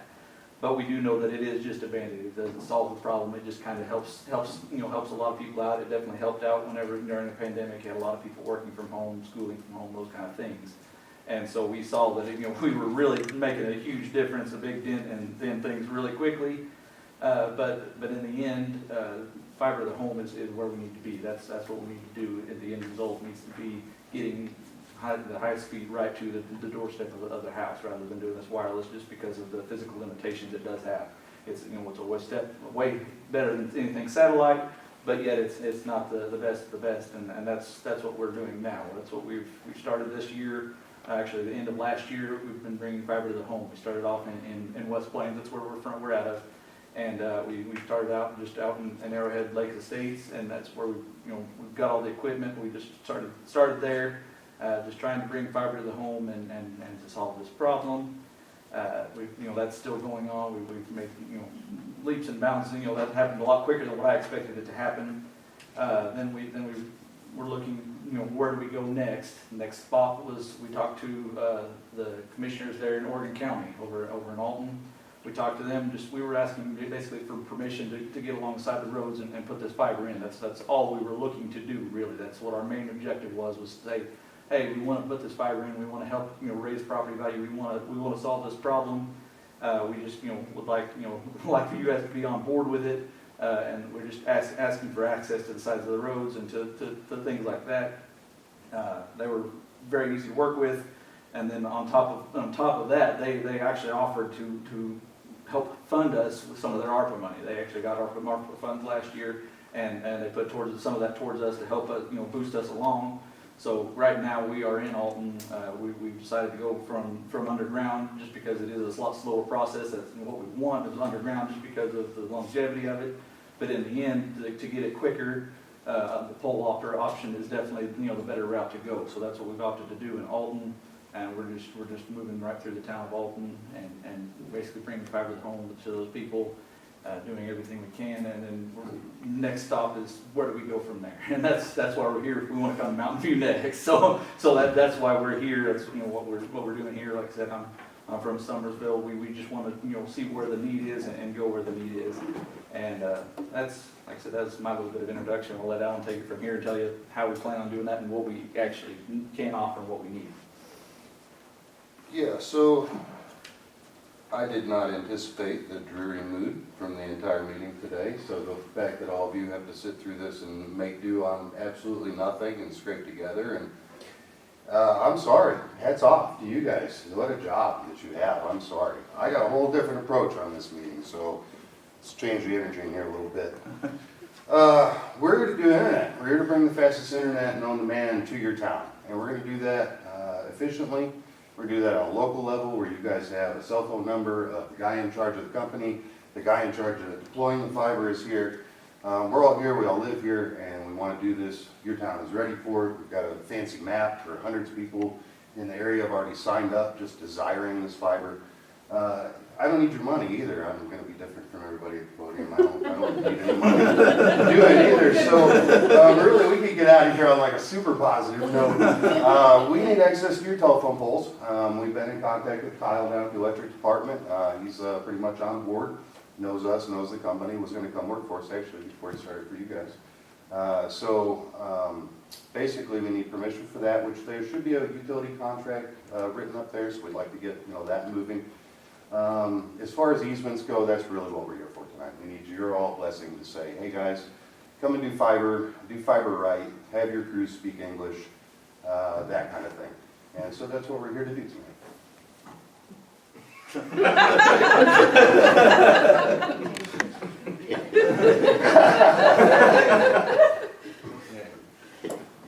Okay, now, you put fiber in. Yep.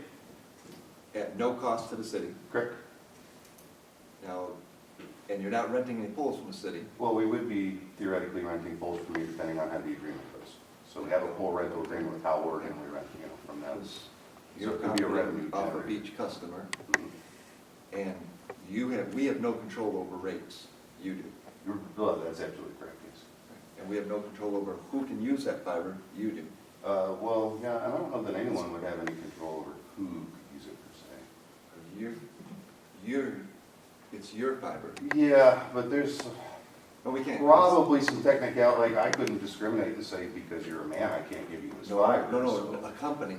The Another company. company. Oh, Our oh, company yeah. will have complete control. In other words, what we're doing, we're not giving anybody any option, is all I'm saying. Oh, well, Right now, sure. with the waves, they Yeah, can yeah, so select you US could- you fiber, could allow, US Cellular. Yeah, whatever. you could allow anyone in to do this But- thing. Right. Yeah.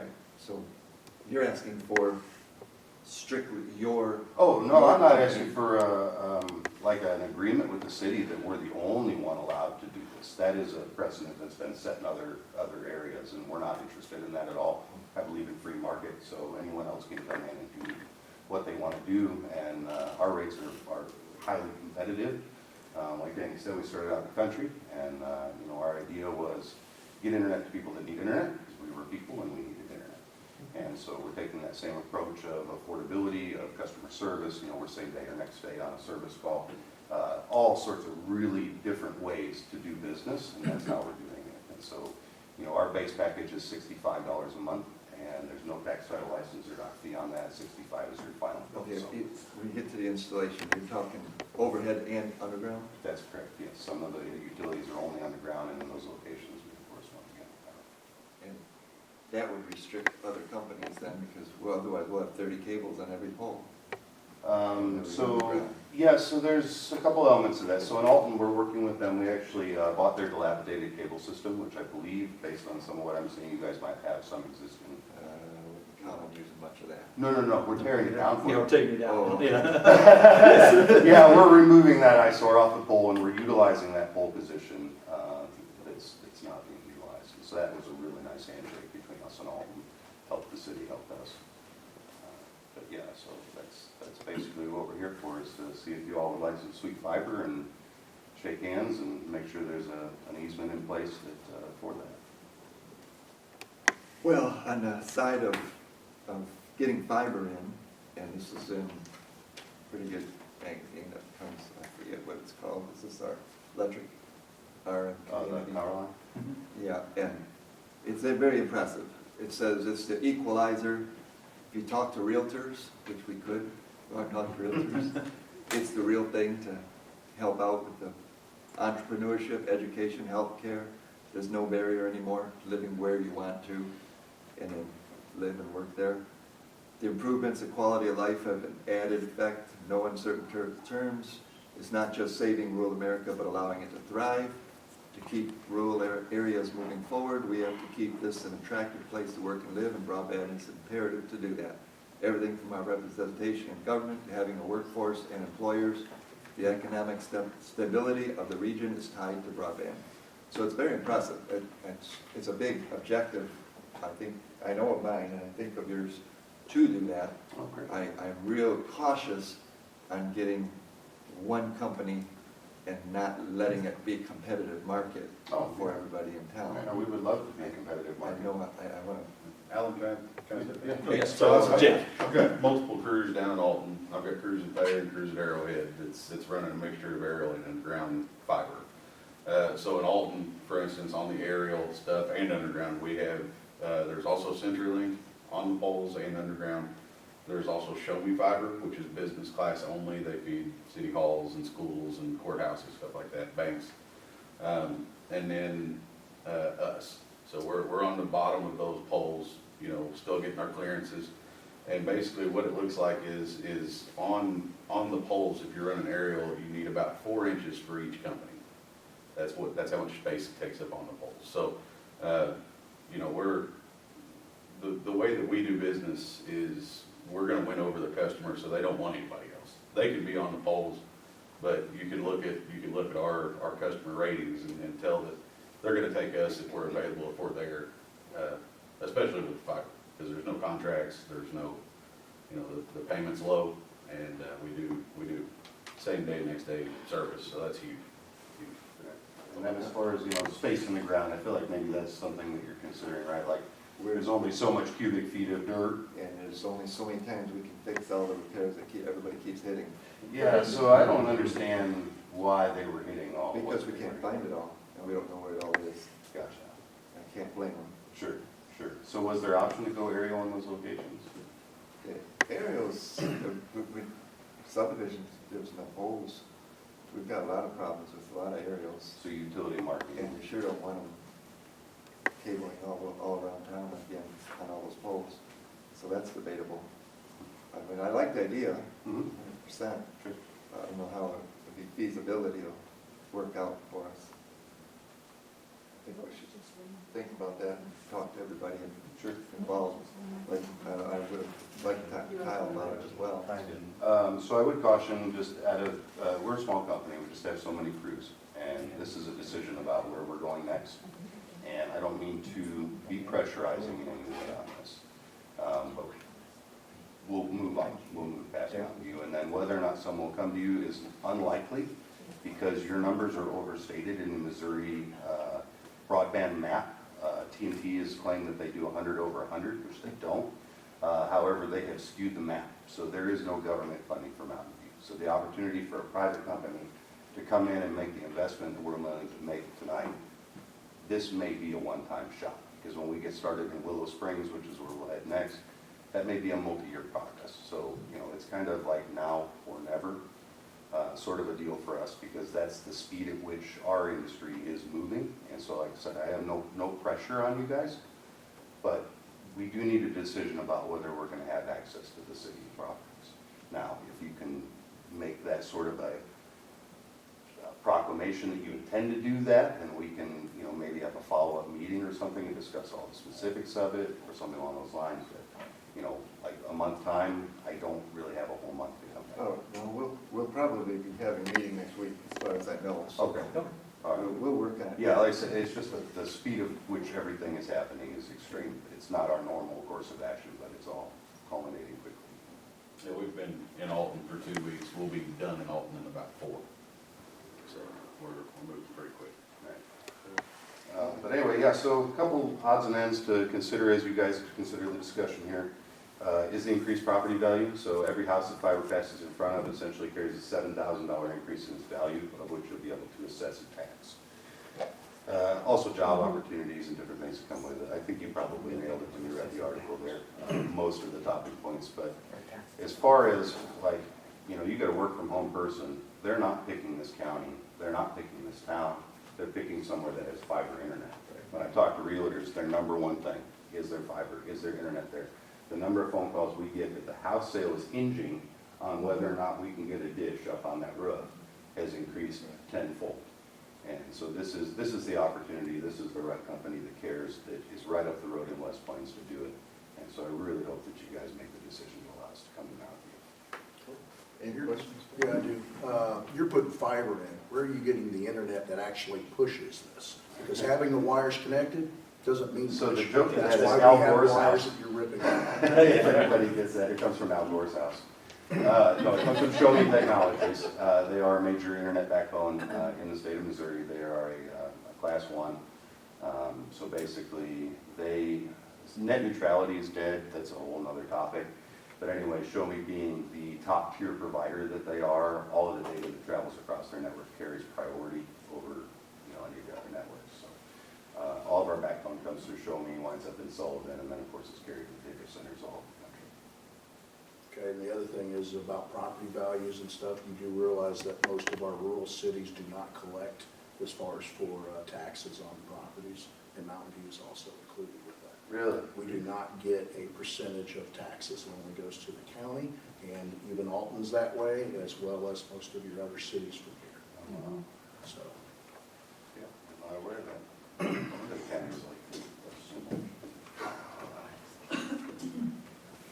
yeah, I'd like to look into some more and discuss it and things too.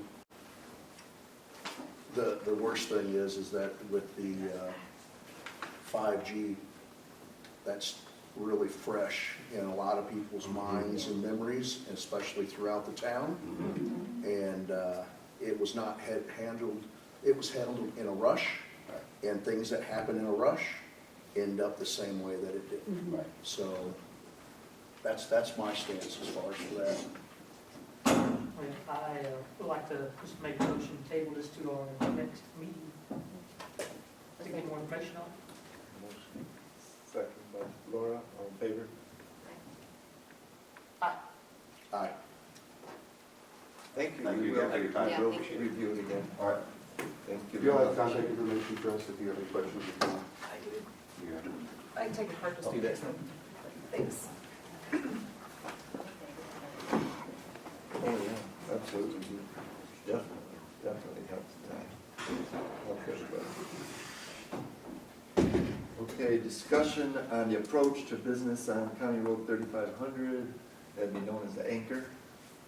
Okay, we're kind of between a rock and a hard spot there at first, is what I thought. As for normal businesses, we tie in the approach from the street to the business parking lot. At our cost, the city takes care of that. And in this case, they've had some promises from the past administration that we're not even going to consider.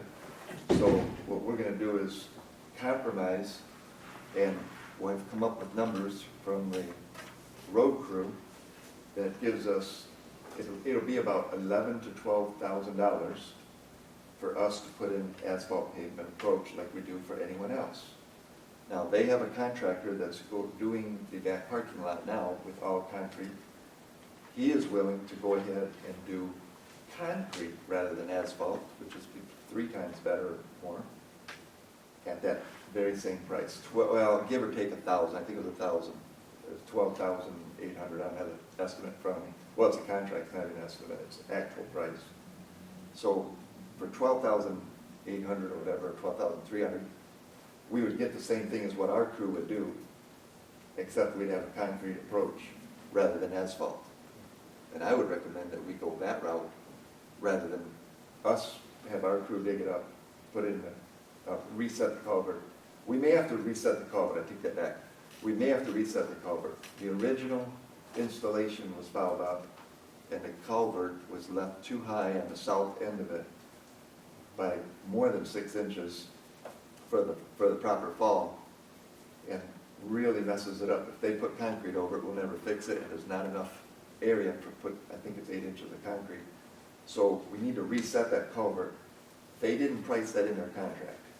We may have to send our road crew there to dig up the gravel and reset the culvert. That isn't a big deal for us. We can handle that, our road crew. It was, and the reason it was set wrong to begin with was there was one little electric line that goes to a power pole on that street. And it'd be so much easier to splice and relocate that power line than try to remedy the situation with that. I think it's a 16-inch culvert. It's a 16 or 18, but I think it's 16. The only remedy would be, which would be a good remedy, put 2 parallel 12-inch culverts, and we wouldn't have to worry about the depth. And we'd go over that line. But for the price of moving that line versus the 12-inch culverts, which are cost only, just buying them, is $24 a foot times 60 foot times 2. So that it just completely blows it out of the water. So according to my figures and from the city employees that worked on estimating it, it'd be far an advantage for us just to tell the contractor to go ahead, and you guys authorized me to sign that, and let him do the concrete approach. Unless you guys have any other ideas of what's up with that. I know you looked at it, Mary. Yeah, I got a question for Clint. Clint, is the culvert that's there, is there any issues with as far as for digging and setting that grade where it needs to be? Not that I'm aware of, other than the electric line. Okay, but the culvert itself is still in good shape as far as Yeah. you can see. That's the only, because that's gonna be your saving right there. So now we're only looking at as far as for some of the labor. And I don't think that we have the means as far as for even doing an asphalt, so we have to contract that out. Am I correct in that? Yeah. Okay. In a hot mix, yeah. And we have estimates from $12,000 to $16,000 total. Yeah. So we're ahead of the game if we just let the contractor that's already doing the concrete in the back, put concrete there, which is a much better job. And we'd be spending right around $12,000 anyway, so. That's where I agree with this. I just wanted to make sure that everything else was there. We didn't have any hidden expenses that were going to pop up later. My concern on that property is the electric, because you need to make sure, I believe that property has an easement for that electric line for that corner to use that. It's just it's a street light, the electric line. No, the electric line there for the known as Butch's Bar, the old brick building, there's an electric line that runs to the corner of the anchor right there, and that's where they're allowed to put up a sign. And I believe it's on the deed that goes through there. This wouldn't change any easements. That's what But if you turn off the electric, So that, repair it. That electric is for just a city, it's strictly for that light. You mean electric for a sign? Okay, I'm not aware of it going that way. I believe it's coming from that side, from the the service station side. So I think we're good there, but we're just gonna splice the line. And it's just a small line, so I don't believe it feeds that way. I believe it feeds the other way. okay. So yeah, that's a good concern, and we'll make sure that we won't leave anything disconnected. Whatever's there now. I mean, they're not using it. Yeah, but it But should it could be still, future. yeah, yeah, I agree.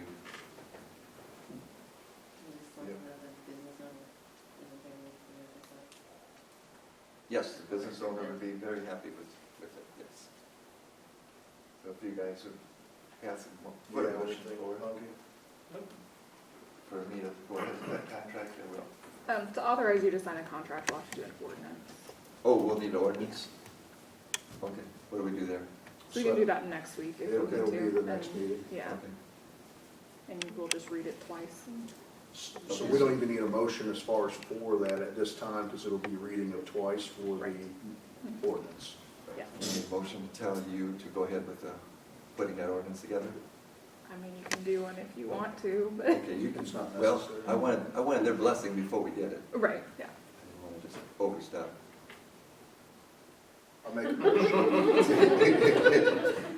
I'll make a motion so that way it authorizes the mayor to get with our city attorney to actually put forth a contract to rectify the entry coming into what is the anchor. Is that close enough? That was super fast. And I'm a I fast simplified writer. it. Oh, I was like, oh my gosh, I can't write quick enough. And we have a second. I'll second what he said. That helped me. It's an ordinance or a resolution? It'll need to be an ordinance. It'll be an ordinance. Yeah. Laura? Aye. Aye. Aye. Motion passes. Okay. And we should discuss how we're doing on, and keep in mind, the changes to the employees manual, if you guys been looking at that. Have any ideas lately or anything you need to bounce off of each other while we're in a quorum? I haven't thought about it in a few weeks. I was gonna be excited.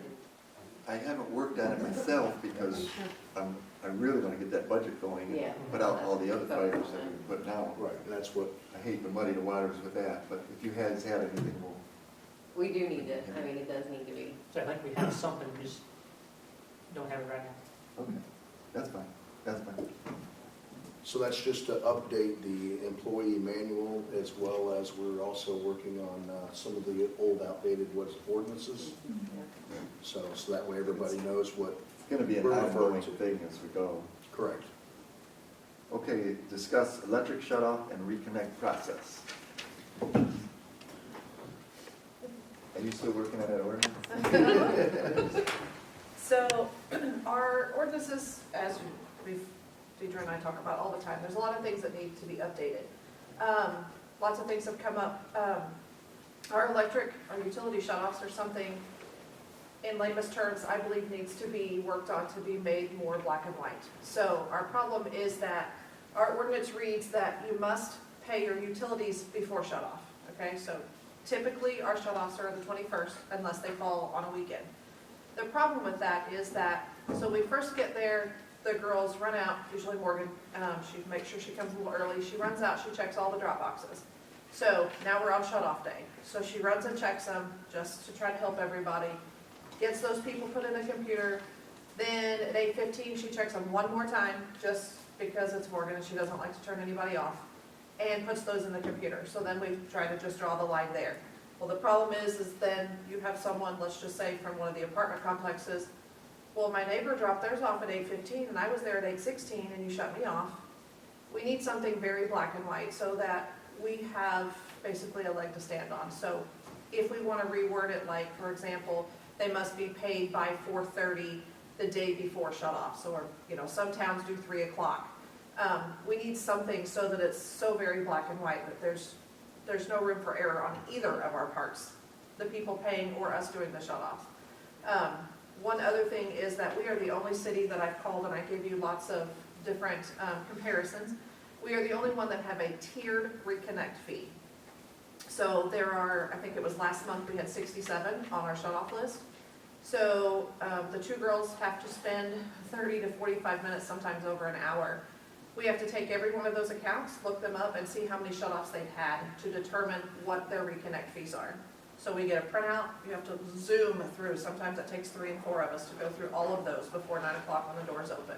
So I have John Smith, he's had 4 shut-offs, and his is $30. Okay, then I've got, Mary Alice, who's had 1 shut-off, hers is $15. And then when they come in to pay, we've got to thumb through all these pages to find that particular person and see what to charge them for a reconnect fee. It is time consuming, it is confusing for the people, well, I just paid $20 last month, why am I having to pay $30 this month? Everyone else has just a flat fee. It's just something to kind of clean up the ordinance and make it a whole lot simpler for everyone on both sides. If we had something very black and white, we could get better signage to put on all the outside drop boxes. It's also, I don't know if confusing is the right word, but I get cussed a lot because we are there at 8 o'clock, but our doors don't open till 9, so they think they should be able to drop that money in that drop box up until the time that we open. But that's not feasible. There's a lot that goes into turning these meters off. Even though they're electronic, it's still a process. So we just need to make some changes to make this flow better. So assuming that you're gonna, let's just use 4:30 as a number. Sure. When are you gonna pick them up? 4, 5, or at 8 in the morning? We would probably, I would say at 4:30. And then Morgan would have a jump start to get some of that process going. So you won't even check them then in the 8 in the morning, there's no reason to. Because that's our problem is, we're trying to help the people, but then we're just getting pushed and pushed and pushed and pushed. We just need, whatever you guys decide, we need a black and white cutoff. This is what it is. Yeah. If it's 1 minute past that, Okay, so we've got 2 issues. One is the cutoff time, and the other is the payment schedule. correct. On the payment schedule, it seems like this is more like a penalty rather than what it costs us to reconnect. Because in theory, all we should be charging them, when we are, is charging for is our person to go and reconnect. And if it changes, just because it's a second time to that house, it shouldn't be more than the first time, and third time more than the third time. That's a penalty phase. And we're not a justice, we're not a judge, so I agree with you, 1 fee, even though it'd be more than $10, because we can't send a guy around for $10 to disconnect, so. Right. we And can't if in do the it. event that our electronic meters don't shut Yeah. off, they do have to go. And And then turn it back even on. if we do, it's still paperwork in the office and everything on you guys, and we're paying for that. Yep. Well, the rest of the everybody in the city's paying for that. I mean, not only are we the cheapest, but most of the area towns, once they are turned back on, some of them require them to catch up the amount of deposit. So if that's a person that's been on for 30 years and they paid $2, and now they're a renter and it's 520, they have to catch that up. They have to bring that up to current standards. We are the cheapest of anywhere around, all the way across the board. I don't understand that part. So if I turned on my power, I'm just gonna throw out a number, 30 years ago, and let's say I paid a $10 deposit, okay, and I'm still living there, or I'm still living in the city, and now I've shut off, my power's got shut off, disconnected, and now, because renters are required to pay $520, before the city turns me back on, I have to pay the difference to bring the current deposit up. I mean, we are by far hundreds of dollars cheaper than everyone else. I don't agree with I'm not that. saying to do that, I'm just Yeah. saying, in comparison, I don't agree with that. I think it's much, but I'm just saying, in Because comparison, we we are already that have much that cheaper. high fee, and I know it was justified in a lot of ways. Right. I hate to see it, I hate to hear it. Yes. Hopefully we can Right, work me something too. around it when we get more electronic meters going. Yes. But in the meantime, aside from that, what do you think? I was here on the 21st when they did the shut off, and what I recommended was, because I had all three of the supervisors that it affects, was for them to put forward a plan that all three of them agree to, and then present it to us as far as for, this is what we, as the supervisors of the actual people that are affected. That way, we have the input from all three of those areas, and it just comes in front of us as far as for, hey, this is what I need to see, and this is why. That way it shows unity amongst all of them that are involved, and it is a nightmare. It is definitely beyond nightmare. Also, it depends on demeanor for whoever comes up as to whoever is here that day also. So that has a big, and I hate to say it that way, but they're not gonna yell and scream at me, but they will go yell and scream as far as at Shannon or somebody else. I've gotten to where I bring the cadet officer in, and it's made a huge, huge, huge difference. So it's really four, because the administration is taking the beating also. Correct. And actually hers is probably the biggest part of it, but you've got the water, and then we got our public relations person, and then the electric side of the house. And that's what I wanted to see. Talking with some of the other cities around here, that cut and dry, put everybody on an equal playing field, and they already knew what they were going to expect, even how Oregon does it, where if you're beyond, you get a late fee, and then if you gotta be shut off, they actually show up, and you either pay it or you don't, they don't turn it back on. So I don't think that we need to get into collections as far as for that, but definitely have an even playing field. What do you recommend for shut-off time? I would say 4:30 the day before. Now, does that give you enough time for that? Not really, but I also I have a soft heart, and I like to make sure that they have enough time to get there after work to drop that in too. What if the shut-off happens on a weekend? Then it always Do falls that to Friday. Monday. Depending on if it's fall Saturday or Sunday, we always try to give them more, so we go to Monday. So then it'll be 4:30 on the Monday if it actually has a time period during, so that means the shut-off would be that Tuesday. Okay, so, yeah, if it was due on I mean, Saturday, if it's Saturday, what we typically do is then we shut them off on Monday, and then we start over. So that would give them an extra day.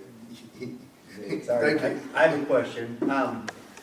What if someone puts it in the mail and it's postmarked before that date, you have to post, it has to go to Springfield and Kansas City and then back down, and it's after, and you guys get it in the mail that 2 days later, yet it was postmarked before, maybe that should be put in the ordinance if you guys are going to accept that? And we do that for delinquents. We check the postmarks, and we don't add the $10 late fee if it was postmarked before time. We do that. But what if they're shut off, like they're lost power yet they paid, and it's 2 more days? good point. If it's not there, we don't know that, so we have no idea that, I mean, they always have sent it in the mail, so Well, we give them, what, 10, 15 days, 15 days anyway. from the 15th to that's when the delinquents are. So It's the 21st. Mhm. So if they send it in on the 13th, and we don't get it till the 16th, they could already be shut off. And keep in mind, we have purchased the extra module front desk. We had our first kickoff meeting today. So that's going to open a lot of doors for people to pay those bills also. They'll be able to go online. That's and what I pay was gonna those ask, that also. was gonna be one of the biggest complaints as well, you can't pay it online, Yeah. so why are you gonna recharge me, but now We they have can another pay it meeting in online. the morning and then another conference call on Thursday, and I think we have one more next week before we can actually like start using it. But that's going to help, I hope, that's our goal. I would think that we should have a recourse for that situation, and that would be if they, as long as it's postmarked, even if we wouldn't shut it off, we'd go turn it back on, and we would refund them the difference and or not charge them, Yeah. because it's not their fault. Mhm. But then you're gonna have people that's going to mail it the night before the shut off, so that it's postmarked, Yeah, so I that was you gonna can't say. shut off. I Oh. promise you, they'll push Yeah. every button they Yeah. can, because they do every And month. they'll be like, well, there's nothing. And then I'll be refunding their money, which is a Right. nightmare to do. I'm not saying that something doesn't need to happen, but Okay, Yeah. I did Size. think about that too with well, the, okay, we're not the IRS, we're not saying postmarked, we're saying received at City Hall. and that's what we do now. So whatever it takes, I'm sorry, the post office was late, I'm sorry, but we did not receive it. You should send 3 days in advance next And time. we do that for delinquents, but with shut off, it's just almost impossible. I mean, I understand, because the mail is crazy right now, but I don't know how else to do it for shut offs. Word it so that it states that it is received from City Hall. And this is something we have to go through and do as an ordinance, just like we did the last. Yeah, we'll have So- to change the old one and Correct. update it, so. Okay, so we would want the wording to say received at City Hall by theoretically 4:30 PM? On the 20th? Is it on the 20th? It would, we just state it the day before shut offs. That way, if it fell on a weekend or whatever, we're covered. So it would be 4:30 the day before we do shut offs. Right, I mean, And shut off is always listed on the bill, isn't Yes. it? Yeah. Sorry. I have a lot of what ifs. So there's no way to shut that drop-off box, the lid, so people can't deposit it after 9. So it. we just have to get. I understand it'll still be shut off, but I'm saying that they're gonna pay it, and they're gonna fight you, Yeah. and Sign-in sheet on 4:30 on the day of the cutoff. The only thing we can do That's is make law. the signs better, more black and white, and then, with our new system, we'll be able to send out notifications too, to just, notify people that, hey, this is the way it's changed. And I don't know what else to do. Yeah, we can't really cover all bases. Put something on the Facebook page. How will Oregon do it? They're pretty strict. Most of theirs is done online. Like I said, there's a $10 late fee. The late fee happens 10 days after your actual payment is due. Which we get And 15. then after that, there's a $50 disconnect with reconnect, and you have to pay it in order for it to be yeah, turned it on. will not get And it's turned on. usually, they show up in person, shut it off, come in, and then you get $60 on top of what your bill It's right at 100. It's happened once. is. So it's really not, okay, we're discussing, there's two different things. It could be a late fee or a disconnect fee, a reconnect fee. I think we need Which to have a we late have. fee too. Yeah. The and late a fee is disconnect. $10. Yes, it's already on our bills. So it's a late fee if they pay it by, So after the 15th, it's $15. But once we check the mail, we will take that back off if it's been postmarked yeah, before. so we don't have to adjust that. Okay. It's just the shut off. It's just the shut off. And then the $50 reconnect Then- fee. On the Yeah, amount, we the need amount, it will your set. departments come up with a recommended amount? When I spoke with the electric department and we were talking to Eddie, because he was there, he'd come in from reading meters, we all said we thought a flat fee, and we all agreed on $30, because that was pretty competitive with everybody else, and it's a lot cheaper than most of the others, but It's cheaper than most everybody else. Would that account for as far as hours, if you're looking at the amount of time that people are going out to do the weekends? not really. Because if the The easy meters don't ones, shut yes, off, but, they're yeah, going not out to always. shut them off, then they're turned around And and going back and again. returning them back on if our meters are offline. I'm into the thing that's And the probably city way is too $3,000. low. Yeah, but I don't think we should go above all the averages. Or you need to do it.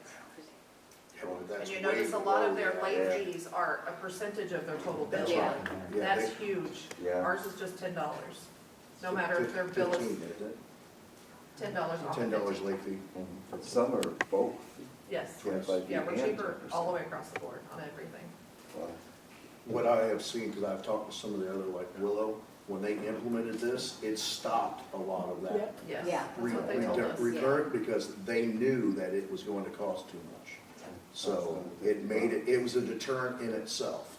And I think that is what we really need to, as far as for, not only to account for the time and the effort from the workers, but also to stop this from the recurring.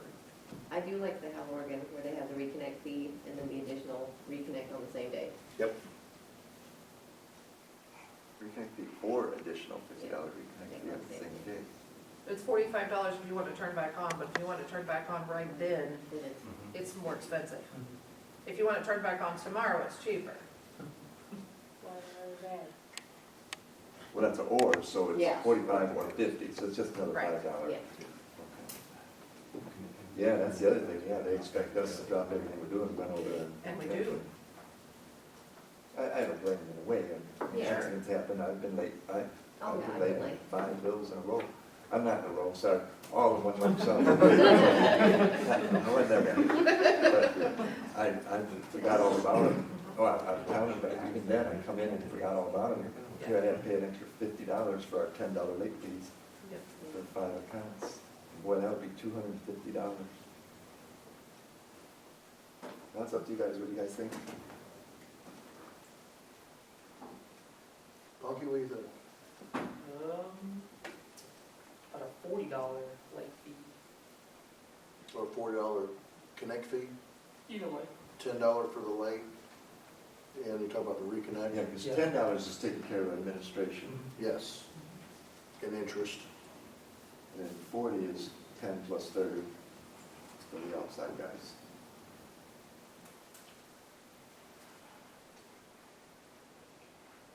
What do you think, Laura?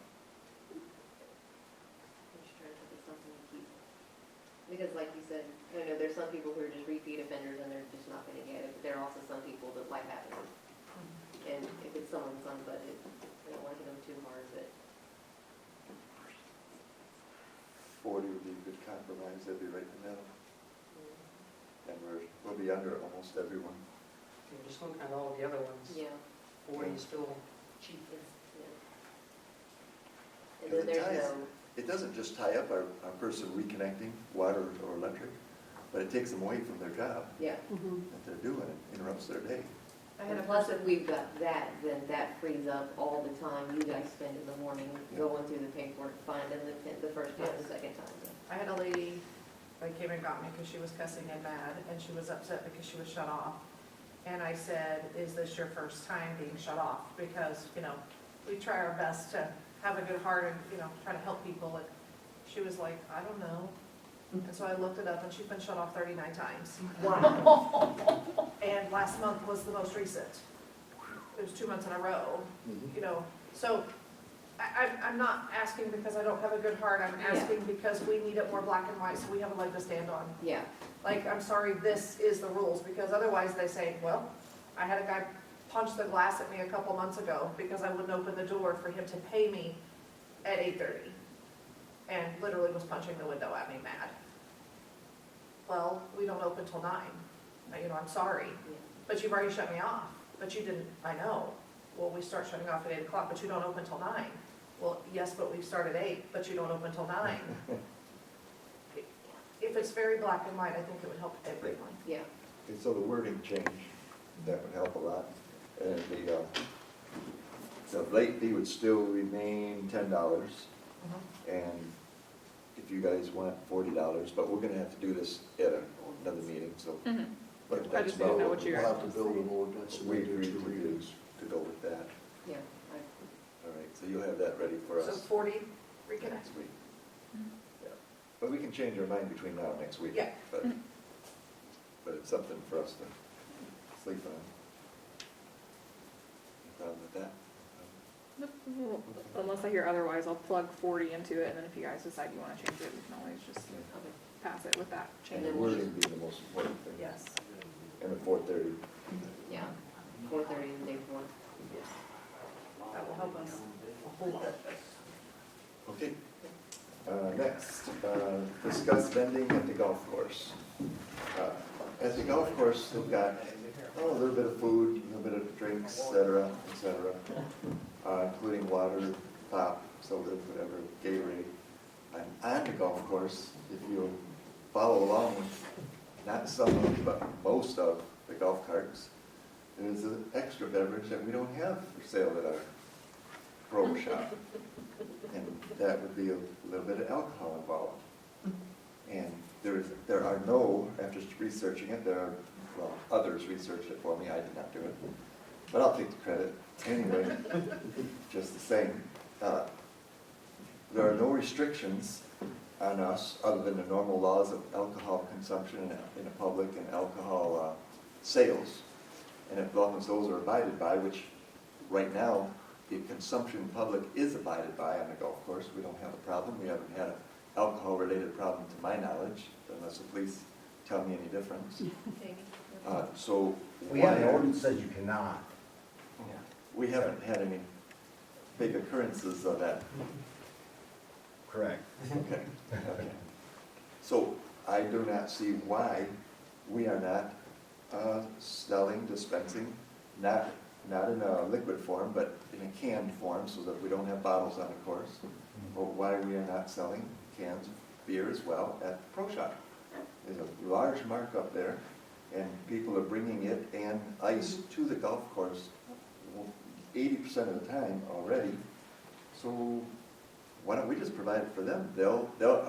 We've talked to other people in the, what do you call the golf club? The members, and they not only don't have a problem with it, but they're all for it. I mean, they're ecstatic. And we're not dispensing beer, we're not gonna have a tap or anything like that, but we'll just add to the normal vending of liquid coolant while you're on the golf course. And I don't know of any other reason not to, unless you guys think there is a reason not to. Workers in the pro shop would have to be 21 or 18. 18. To this, to sell. To sell, Yeah. yes. So you need 18 to sell it, Like, but you yeah, can't carry it. buy. Right. You can sell it. You have to be 18 to carry it around. Yeah. You can't, I you couldn't would be pour able it, to but you winery. can carry it. And you'd have to be 21 to dispense like out of a Yeah. keg or a tap. It's sealed, you're not opening it, you're passing. I didn't know that at 18. And Sorry. the footage to the nearest church, school, daycare, etc., has to be a minimum of 300 feet From where it's sold. where it's sold. Okay. And we are over that without any problem. And even if it was within that, we can get exemptions by having that entity sign off on it. We still would be okay, but we don't have that problem. We're well over 100 yards. So the golf course would like the idea, even though they'll be picking up cans, because they already do. They pick up beer cans across the whole golf course, they pick them out of the trash cans, etc., and recycle them. So that won't change, and they're perfectly happy with that. If the pro shop is gonna bring in some extra cash, and the members and players are more happily satisfied, I guess, while they play, it'd be a little bit more inviting golf cart, instead of having to run to the station to go look for beer when they run out. They can just walk up or ride up there. So you don't have the They problem do with get it. asked weekly, daily, if they sell alcohol there. Do that again?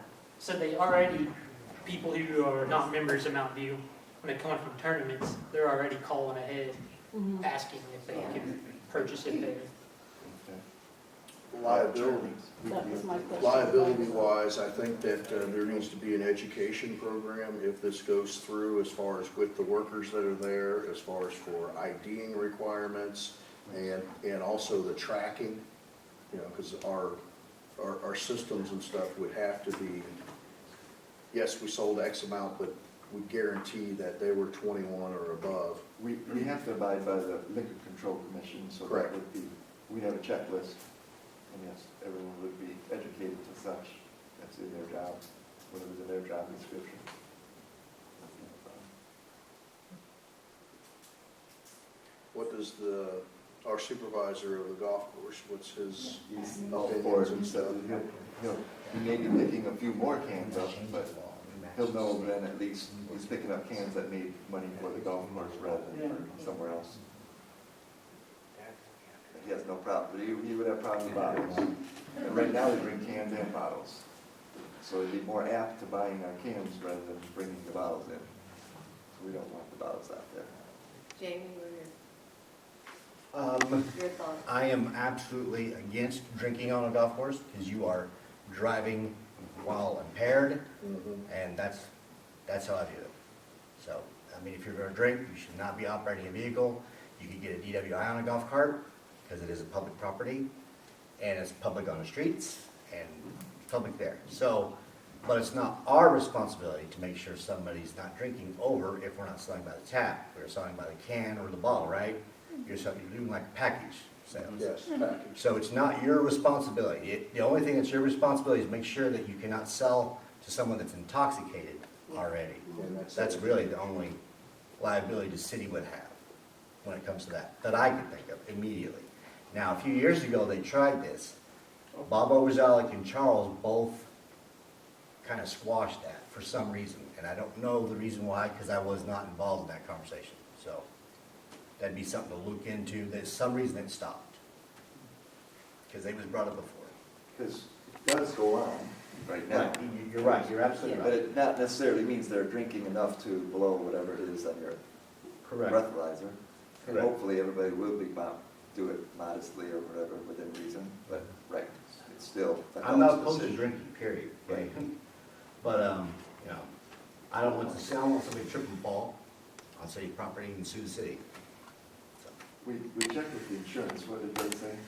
I put a copy of the email in you guys' packets, but it would not change anything as far as what we pay each year. I didn't know if it would make our rates go up, just to sell, and he said, both of them actually said, no, it would not change So it anything. won't change Because anything. I don't think insurance cares whether we sell it or they bring it themselves. If we allow them to drink it and they fall on our property, then It's still our. they fall on our property, so. Whether we've given it to them or they've brought it themselves, we've still allowed it and the injury still happened on us, so I don't think it would actually change our liabilities for Right, it. right. And if they fall because they're intoxicated, then we're not really responsible for that, whether they brought it or they bought it Right. from us or brought it from home. Right. Still, we're not, I know a good lawyer will go every which Yeah. way. As long as, you know, alcohol control and Myrna don't have a problem with it, then there's Do we need no to reason. have something in the park rental agreement? I think we need to look not only for the legal side of it, but also the education side of it. And I think Jamie does bring up a good point. Let's see if anybody else can figure out what the difference is, and then if there's something else that we're missing. I'm pretty sure I already know the reason. I don't think it's a factor anymore. Okay. Do what now? I missed that. As far as why it didn't go through before, I think there was a religion issue that What was about- more existent in the What about neighboring golf courses? West Plains Country Club Maybe. sells, They sell a lot. yeah. Yes, ma'am. Couldn't you resolve one of the issues by, if somebody goes to buy the beer on the golf course, couldn't you have them sign a waiver saying, if you overdo yourself and you fall on this property, Oh, you're taking responsibility for your drinking? Couldn't there be like a waiver that they would sign when they purchase alcohol on the golf course?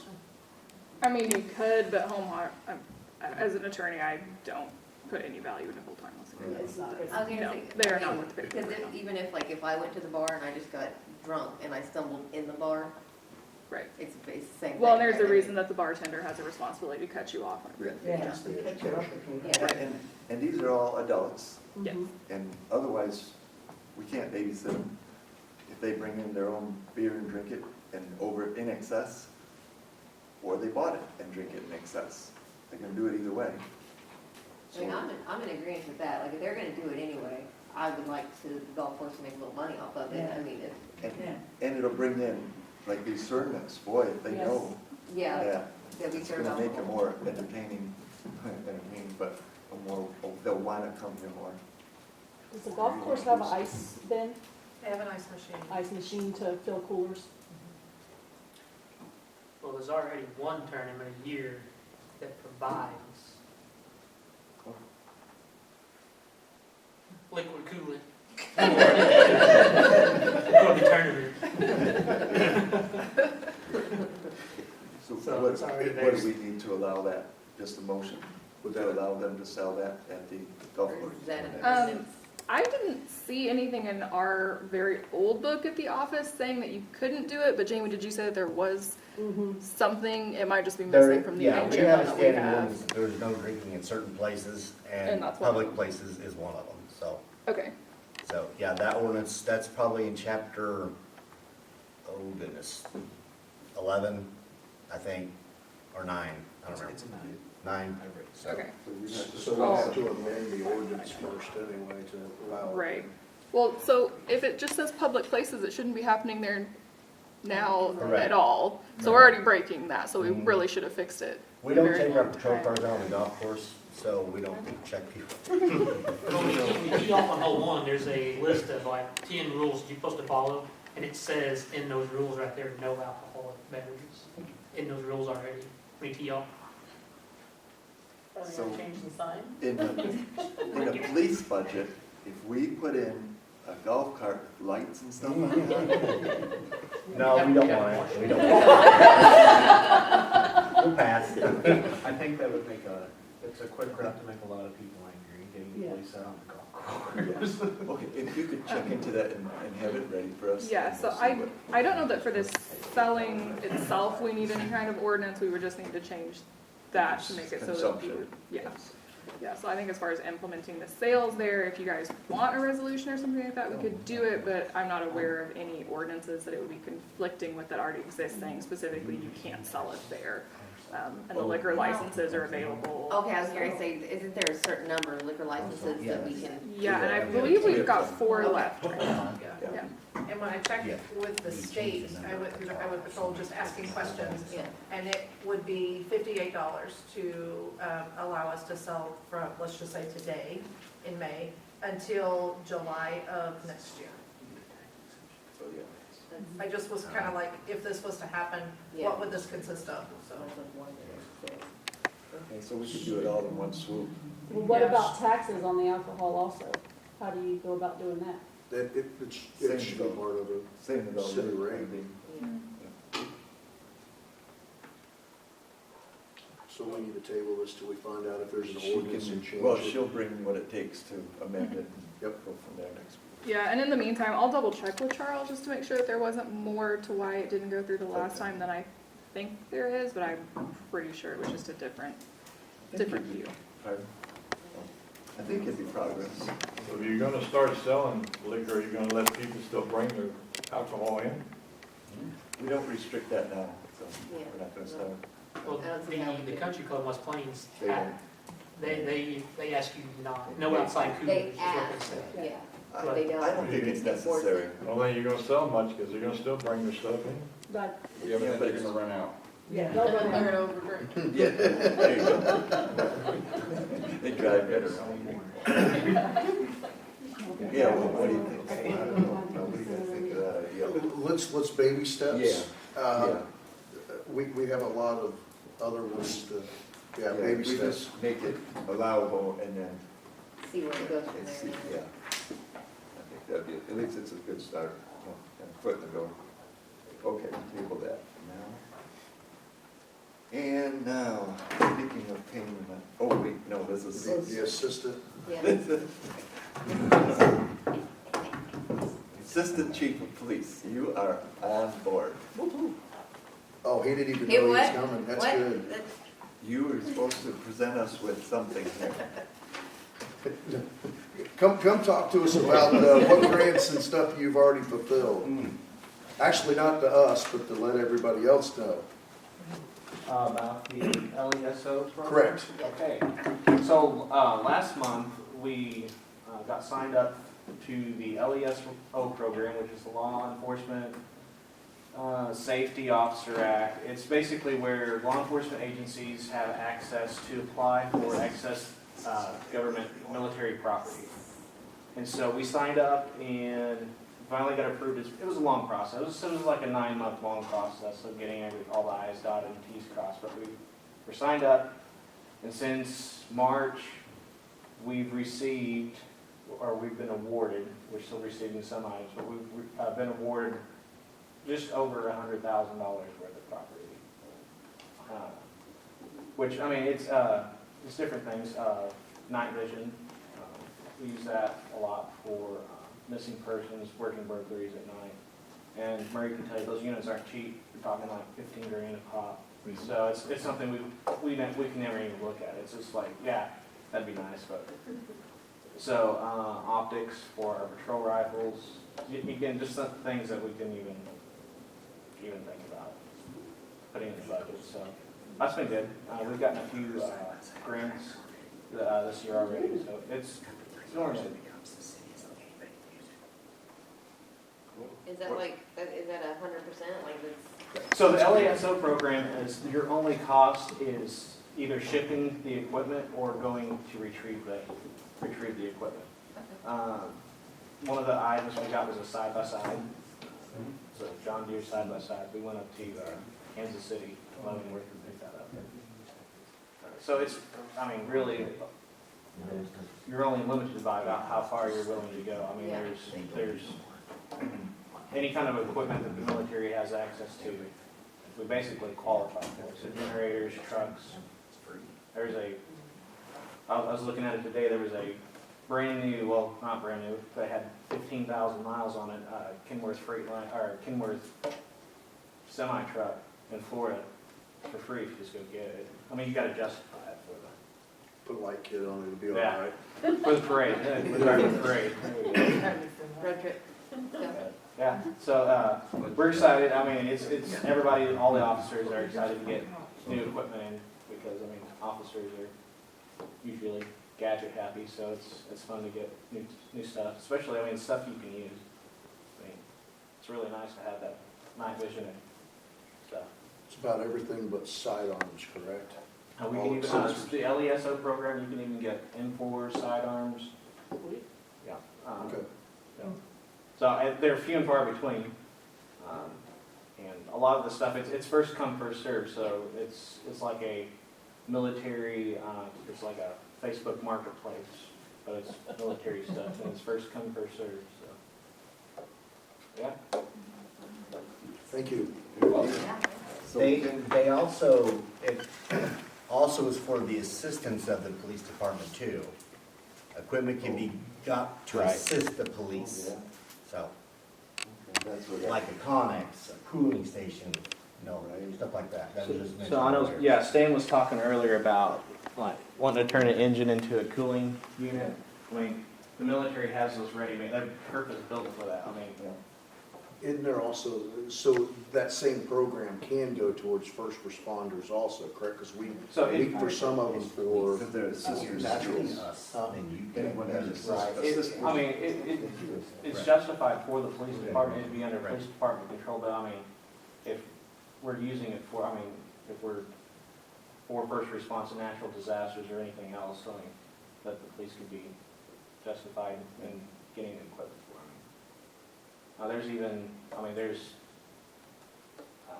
airport engines for the firefighting airport, for the firefighting engines. We're designed for airports, they're foam.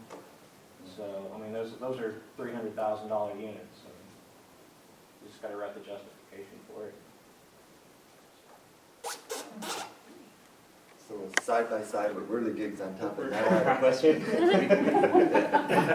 You spoke up there. Since it is military, okay, do you have access to, like, say, the portable decontamination type tents? So that if there was, say, an accident here on the road with one of these truckers that go through all the time, they carry bad things. Yeah, I mean, You yeah, know, I mean, can you there's, get something like that there's, through your there's, program? yeah, there's access to all that. So what you're really limited by is how to get items here. How to get them here, How to get or them to here. think about what you might Because, need. I mean, yeah, because, I mean, you're still responsible for the expense of getting it, and then also storage and maintaining Storage it. or training the So, people how to set it right, up. Right.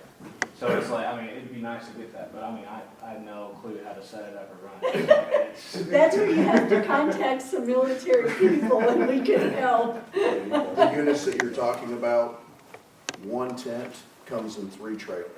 Yeah, And the rotation is every 10 years, and at the end of rotation, they actually destroy them.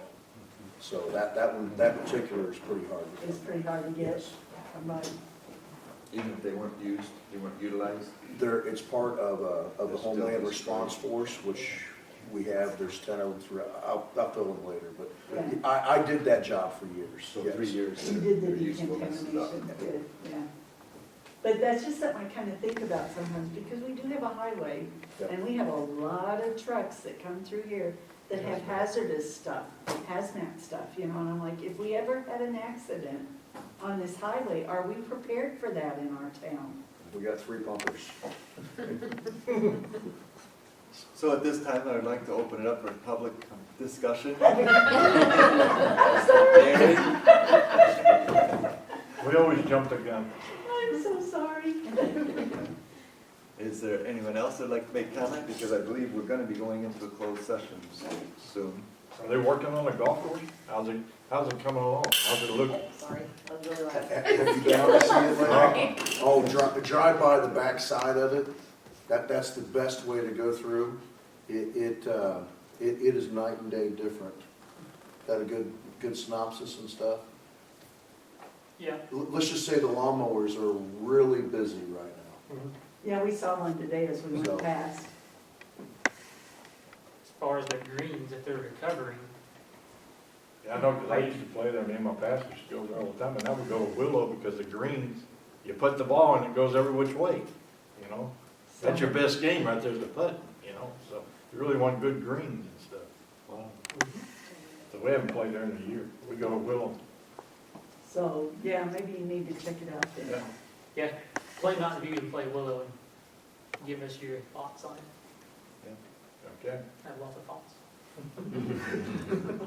And furthermore, aren't we putting together a golf committee board? I spoke with Denny on that. I don't think he got the sign-up sheet yet. That was something I was gonna bring up. That's not the only board, but within the next couple of weeks, we should be seeing an actual list of boards pushed out, so that way people can actually volunteer for different ones. And that's something that's going to be through for the way that our citizenry can give back to the city. But yeah, I think the last count, we were at 9 boards that we need either more people on or to be re-energized, brought back from, Oh, sorry. go ahead, Did we have something for like the parks as far as like, Parks Board is one.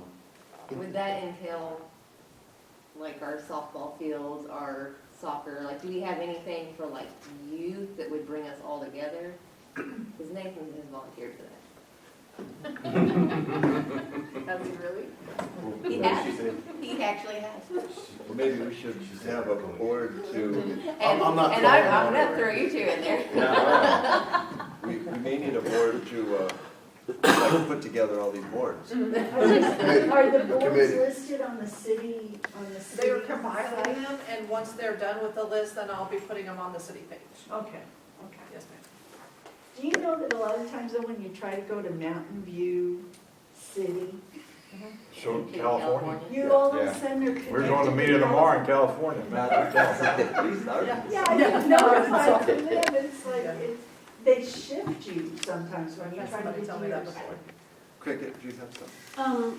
I had my first Mountain View Community Betterment Board, not a board meeting, but a meeting, just to try to see who all was involved. And one of the things that we're gonna look at is doing like a round table of getting the Rotary, the Golf Course Board, the Parks Board, the Community Betterment Board, try to get the boards that wanna get started and do like a round table evening where everybody comes in and talks. But we're still in the process of that, so hopefully, once you get that out, we can find out who will want to start doing that. And Garden club. the garden club, Things that actually get back to the community Yes. and stuff too. And that's another one that needs a lot of help is the garden club, because a lot of the members have gotten up to where they're too unable. old to do what they used to do, and I'm not saying that mean, we need to put new blood into those boards and stuff. And that has always been one of the hardest working groups that we've ever had, so. Butts up. That's what we used to call you, butts up. Yeah, but don't take a picture. Yeah. Yeah, that's what I heard every time when I go out there, when I used to work for the paper. Like, don't get my good side. No. I hear we got a new Mexican food place coming in down here, down by Roscoe's. That's what I hear too, yes. I didn't hear it. Yeah. Right next to that. I was hoping for a steak place. Yeah, we need a Waffle House there. Need Chick-fil-A. Hey, no. We told We Roscoe's tried to to- let the Mexican people We don't have- know that maybe they should open up for breakfast with like breakfast tacos and chorizo and eggs, set themselves apart from the other Mexican restaurant. You know, that was our suggestion to Roscoe, to talk to the people, because I said, that's crazy to set up a second Mexican a block away. You know, unless you set up yourself separate, they may be setting themselves up for failure. Yeah, because we're from Texas. I'm from San Antonio. I'm used to breakfast tacos. And I think they have enough Spanish around the area too, that they would appreciate a breakfast place, you know. I don't have to be Spanish either. Yeah, I'd be there. Well, if you're going into closed Okay, session. one more. I have a question for her. Will that website be up for our next billing cycle? I hope, but it will depend on how fast we go through all this training. So that's what our goal is. I sure hope so. Please keep in mind, this has only been 30 days.